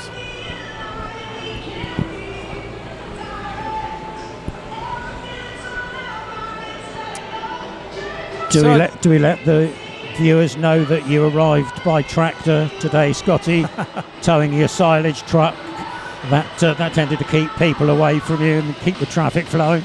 Absolutely. No, that's tomorrow, Rob. I'm doing that. I've got a nice little vintage tractor rally to head to tomorrow. So, talking of heading somewhere, let's head to a little VT of when the Pirates and the Gladiators met last time out. So, here's our lineup for Heat 9. On the inside, in blue, in Gate 1, is Zach Cook. In Gate 2, in white, is Richie Worrell, yet to be beaten tonight for the Gladiators. In Gate 3 is Ben Cook for the Pirates.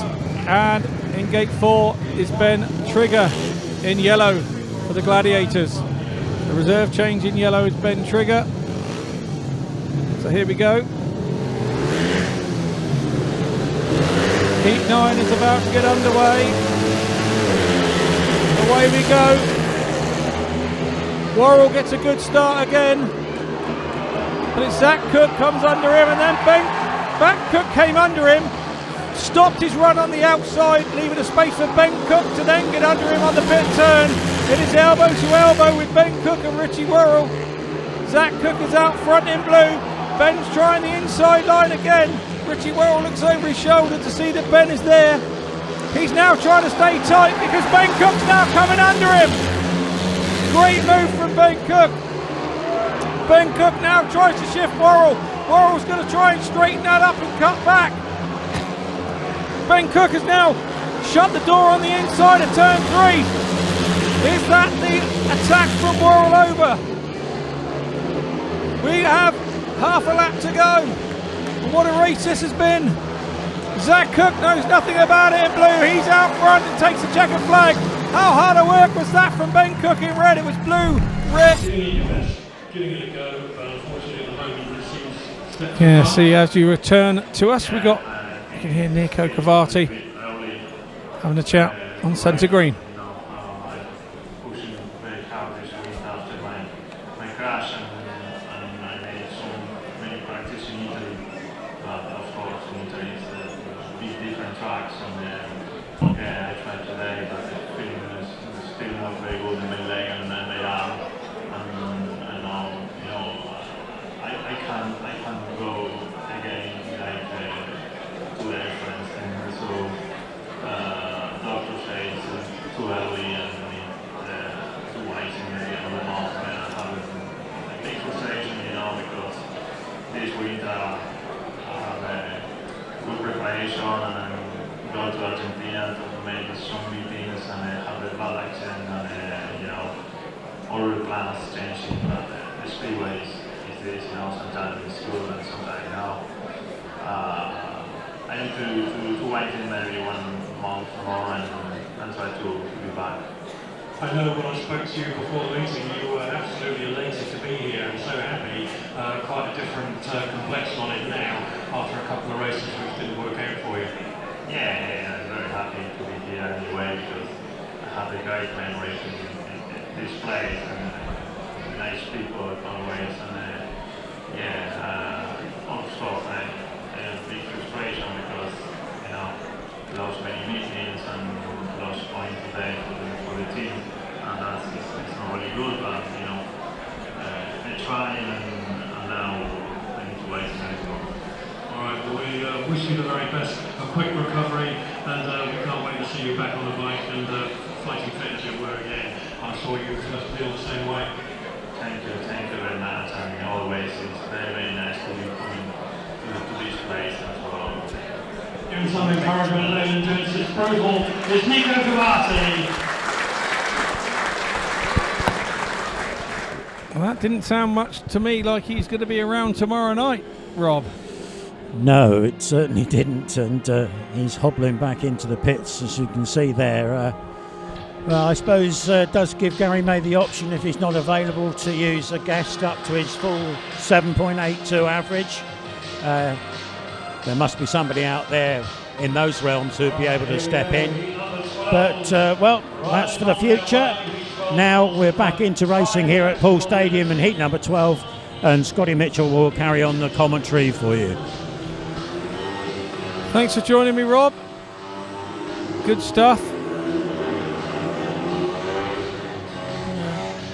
Pirates TV team just a touch completed tonight by one cameraman, but we're trying to make sure it doesn't change your entertainment and the viewing.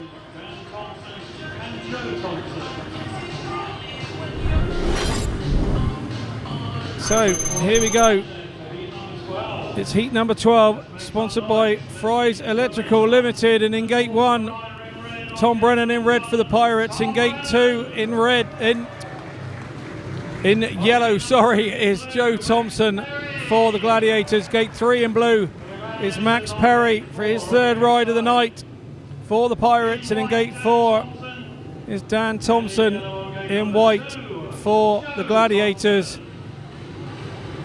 So it's the Thompson twins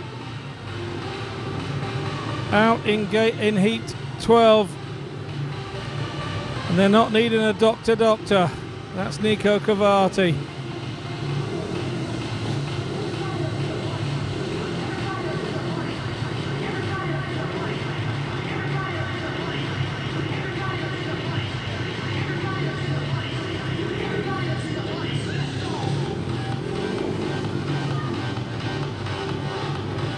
Brennan off the inside.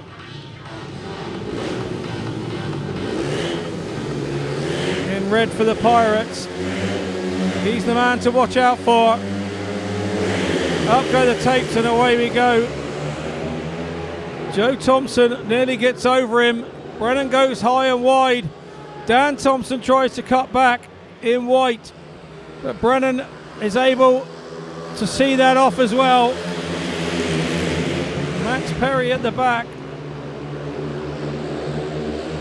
He's giving it some and he's fast, but he's got to get himself out of those starts. But it's Brennan out front to leave Dan Thompson. Joe Thompson in third in yellow, and Max Perry within touching distance should Joe Thompson make a mistake. Come over the line to the last lap. It really is Tom Brennan in a masterclass of his own here in heat 12. So he wins for the Pirates in red. In second is Dan Thompson in white for the Gladiators. Third in yellow is Joe Thompson, and at the back is Max Perry, but not for the lack of trying.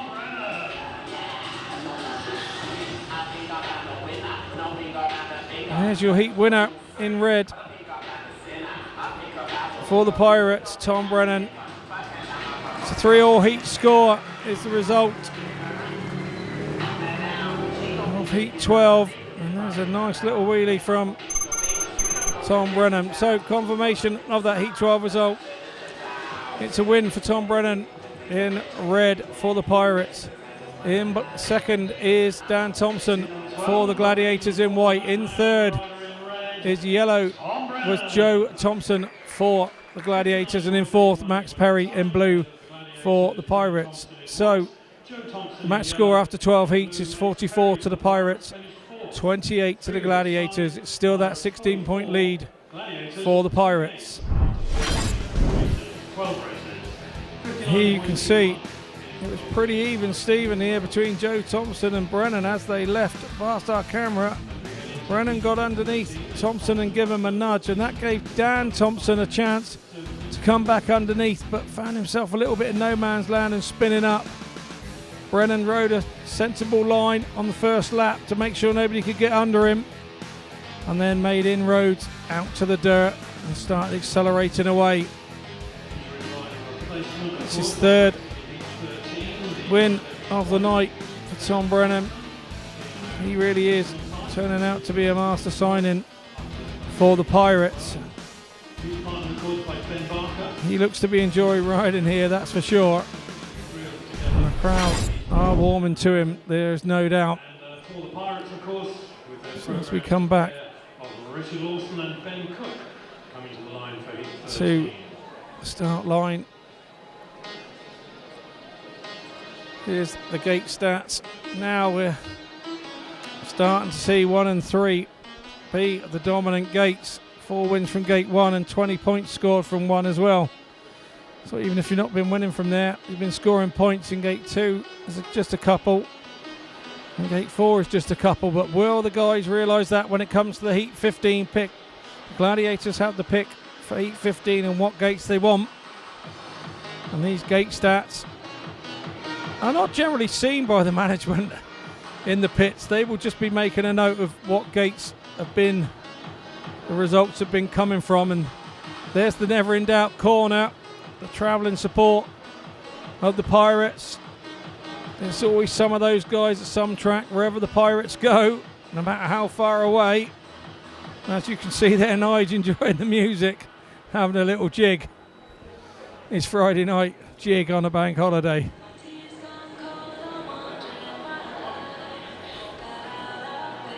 2 minutes now goes on 2 minutes on the clock. We're heading into from our referee, and the riders from the Pirates for heat 13 are ready to come out. So there's an injury rider replacement, obviously with Nico COVATTI not being available for heat 13. And so Dan Thompson has 2 rides on the trot. He comes out for as an injury rider replacement.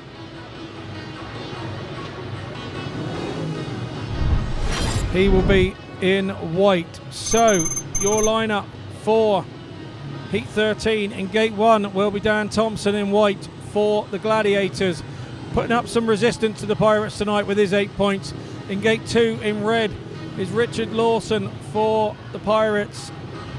The Rocket Man really has been the Rocket Man tonight with 3 wins out of 3. In gate 3 in yellow, the hard charging, ever trying Ben Barker for the Gladiators. And in gate 4 in blue is Captain Cook. That'll be Ben Cook for the Pirates. A couple of race wins to his name this evening for his 7 points. Lawson packing his starter up there. From the outside on gate number 4. 2 wins to his credit so far. Ben Cook in the white helmet colours scored in each of his rides with second place. Dan Cook's had 4 second places so far this evening. Little ducks all across his scorecard. The rider in white. 2 additional rides already coming out from the Sorry, Dan Thompson. We've got too many Cooks and too many Thompsons here this evening. Gets rather confusing.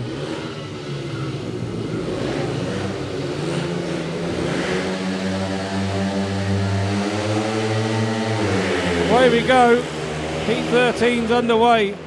Good start from Lawson, and he clamps Dan Thompson to the inside. Barker was going around the outside. Here comes the big dive bomb from him. He drifts too wide. Lawson then cuts his nose back off. Barker's coming up the inside. Is he going to be able to hold that? No way. Ben Cook knew that, so he goes tight. Barker still squeezes through up against the fence. Now it's Cook round the outside in blue, trying to get on Barker. Barker sees him coming. Cook keeps it pinned. He's gone high and wide. Now he will do the big cut back. He's got his wheels in line sooner, and he passes Barker. Barker is that left stood like he was standing still.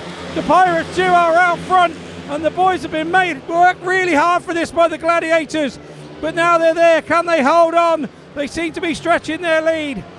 It's the Rocket Man out front. He's going to make it a 5-1. It's red, blue, yellow and white as they come over the line. What a heat that was, ladies and gentlemen. It's a 5-1 heat advantage for the Pirates. Richard Lawson, your heat winner. He was in red. He picks up the 3 points for the Pirates. But what a race that was. Super entertaining. Ben Cook worked himself silly to get that second place. So here's the confirmation of the Heat 13 result. It was a win for Richard Lawson, his 4th win of the evening in red for the Pirates. In second was Ben Cook, a hard charging Ben Cook, having to pass Ben Barker twice to get it. He's there in blue in second. In third, Ben Barker in yellow for the Gladiators, not for the lack of trying, he only gets a point. And in fourth in yellow was Dan Thompson. So the Pirates open up a lead of 20 points after Heat 13. It's 49 to the Pirates, 29 to the Gladiators. And here we go. This was a fast start from Thompson on the inside. Lawson manages to get on top of him and squeeze him and keep him down there. Barker then starts to go around the outside, then straightens up, straight lines up the inside of the straight, goes straight through the corner by too far. Lawson then chops his nose off coming back, then slams the door shut on him, but because he went in so narrow, that left the door open for Ben Cook to cut back under. So super race Heat 13. So there we go, Heat 14 then. This one's sponsored by Global Heating. And in gate 1 is Sam Hagon for the Pirates in blue. What a night he's having. In gate 2 in white is Kyle Newman for the Gladiators. In gate 3 in red is Zach Cook for the Pirates. And in gate 4 is Jacob Hook in yellow for the Gladiators. Jacob Hook had a win early heats. Heat 2 hasn't really found the speed since then. Sam Hagon has been entertainment personified. 9+1 again, paid 10. Really is enjoying himself here at Wimborne Road.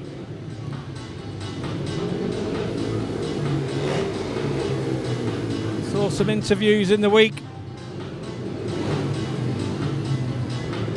on the podcast where he said he just loves being part of the Pirates, which is great to hear. The team are gelling nicely. I think of all the years of all the teams, your team has to, there can't be no I in team. You've got to have a team that help each other out, help with setups, home and away, pass on information. Here we go then. Heat 14, tapes are up and away we go. And the Pirates once again get out front. Newman was looking good there for a time, but got swamped by the Pirates. He made a good start, but then kind of drifted on the corner and let the Pirates by.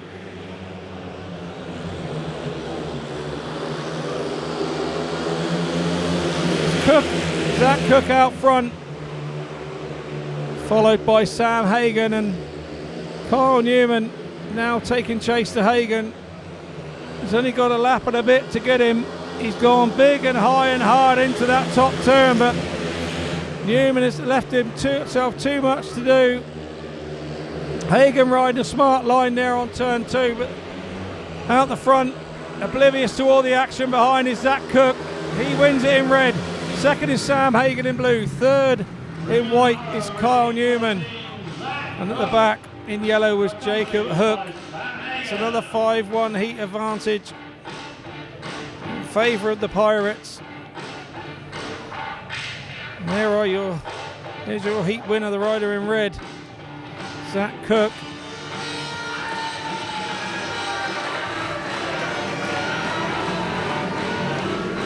Fans more than happy with the result of that one. So here's the confirmation of the Heat 14 result. 5-1 in the favour of the Pirates. A win for Zach Cook, his first win of the evening in red. Second, followed home by his partner Sam Hagon in blue. Third was the ever-trying Kyle Newman. He gets a point for the Gladiators. And in fourth, Jacob Hook in yellow for the Gladiators. So Pirates, after 14 heats, are leading 54-30, opening up a 20-point lead. Third in white was Kyle Newman for the Gladiators for the here we have a little look again. Newman made a good initial off here. Got over the top of Hagen, but Hagen just pushed him to mid-track, where he was in a bit no man's land, and coming around the outside was Zach Cook. He dived to the dirt. And the rest, as they say, is history. The two boys, one road inside, one road outside, protected one another. Newman gave it a good go. He continued to try and get round, but it just wasn't to be. Poole boys held on. Here we go.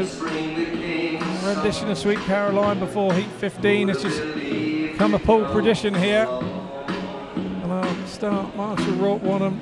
He likes to have a dance.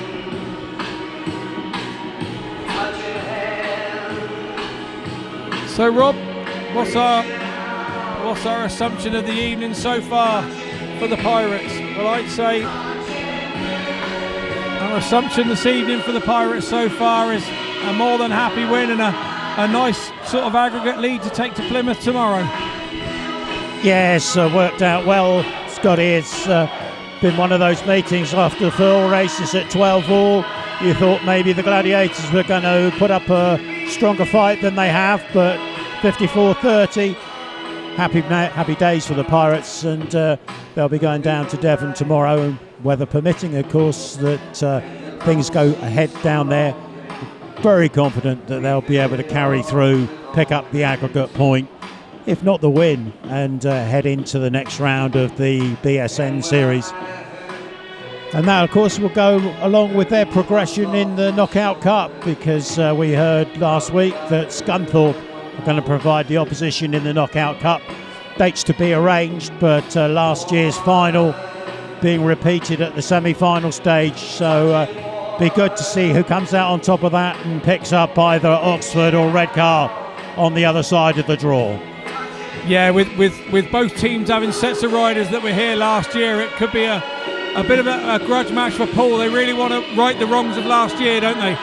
Yeah, that's absolutely right, and the Pirates would clearly like to get one back over Scunthorpe, but they've built well this year, Scunthorpe. They're no mugs, and although they've lost Ryan Douglas at the top of the order, who was absolutely mustard on this track, they've built solidly right the way through the order, and wherever they go, they're going to be a very strong opposition. So we look forward to finding out the dates for that one, and we certainly look forward to two cracking meetings between the Pirates and the Scorpions when the dates are agreed. Just want to jump in and say hi to Gary Havelock. We know you're watching, pal. Thanks for the messages all night. Yeah, very entertaining.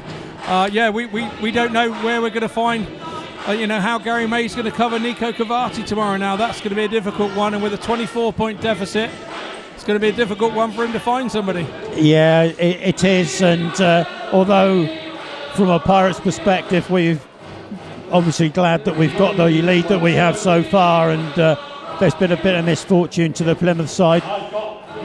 We do feel sorry for them, because the black cat that they ran over last year has reappeared, and although it's lost some of its lives, it's probably still got a few more shakes of the tail before that one's concluded. Yeah, the number one spot at Plymouth does seem to be a poison chalice. Whoever decides to take it on, doesn't it? Okay, Scotty, I'll give it back to you now, because they're giving the lineups up for heat number 15. And thanks for your company this evening on comms, and enjoy your round off later on. On the top then, you've got Richard Lawson, Tom Brennan, Dan Thompson, and Ben Barker for heat 15. So, yeah, confirmation of heat 15 is Richard Lawson, Tom Brennan, Dan Thompson, and Ben Barker. That's your heat 15 lineup.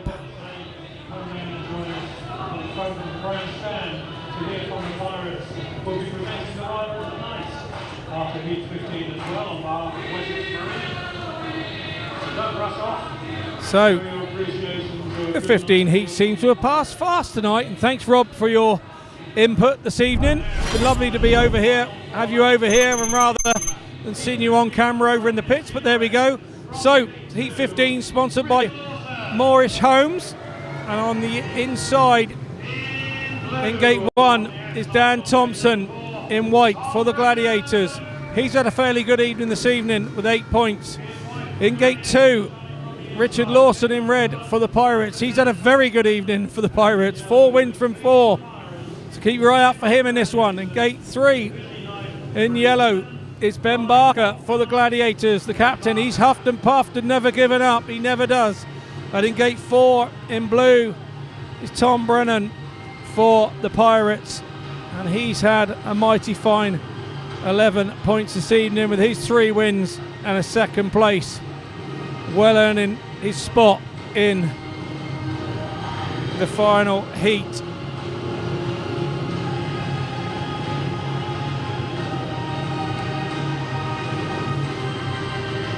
Expect there to be elbows in this first turn. We've got 4 of the guys that have been really even off the starts this evening. We could see them all getting there together. So here we go then. 15th and final heat this evening on your Friday night bank holiday meeting here at Poole. Tapes go up and away we go. Lawson's made a beauty off the inside.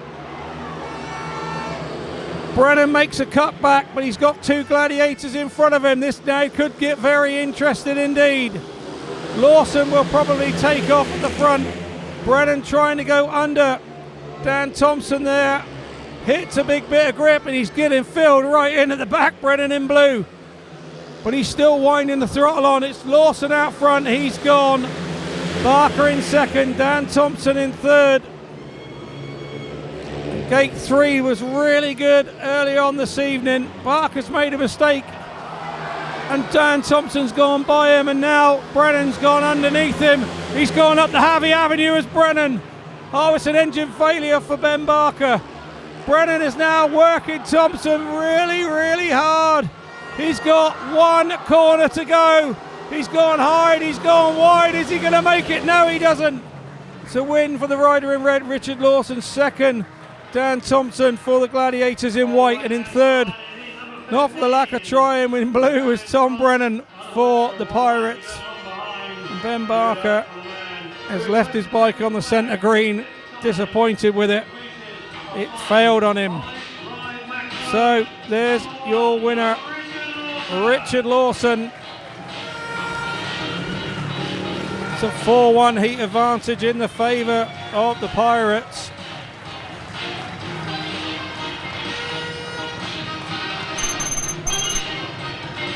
Here's your confirmation of your heat result. 4-2, sorry. Favour of the Pirates. It's a win for Richard Lawson in red. He does the 15-point max. And second is Dan Thompson in white for the Gladiators. In third, Tom Brennan locked for the lack of trying. He picks up a point and failed to finish was Ben Barker, the captain, in yellow for the Gladiators. So there we go. The final heat match score this evening is 58 to the Pirates, 32 to the Gladiators. The Pirates take a 26-point lead down to the Coliseum tomorrow. There's your match result. And there are your winning Pirates out on centre green. That one in a time of 60.59 seconds. What a last heat that was. Dan Thompson gaining third in blue, Tom Brennan. Have a quick look at the team scores, and there's Richard Lawson's 15-point max. What a ride for him. Brennan picks up 12 and Ben Cook picks up 9. Zach Cook 7+2 and Sam Hagon 11+2. So the Pirates scoring very well at home. Go across to the Gladiators side, and Dan Thompson put up some resistance with all those second places. He picks up 10 points. Barker 8+1. Joe Thompson 5+2 and Jacob Hook 5+1. So that pretty much concludes our meeting this evening. That's where all your scores went, and that's where all the points went. We'll be doing this in future. Guys, if you'd like to come and join me on the Craig. So the next meeting for the Pirates is away in the BSN Southern Series, and that is tomorrow night at the Coliseum down at Plymouth. Our next home meeting that we will be streaming live will be in the Championship. Pirates host the Berwick Bandits. Remember, Pirates have a slight lead. An aggregate coming back down to Wimborne Road with that. And there's the guys having a look at the starts. So we say goodbye. Thanks to the Pirates TV crew. Our main cameraman tonight, Paul Hague. Commentator, had no idea who he is. Our pitch reporter, Rob Dyer. Presenter, Nigel Leahy. And our super director, Andy Hague. Thanks for all watching this evening. We appreciate you joining us. Let's hope you come back soon when Pirates TV will bring you more Speedway. He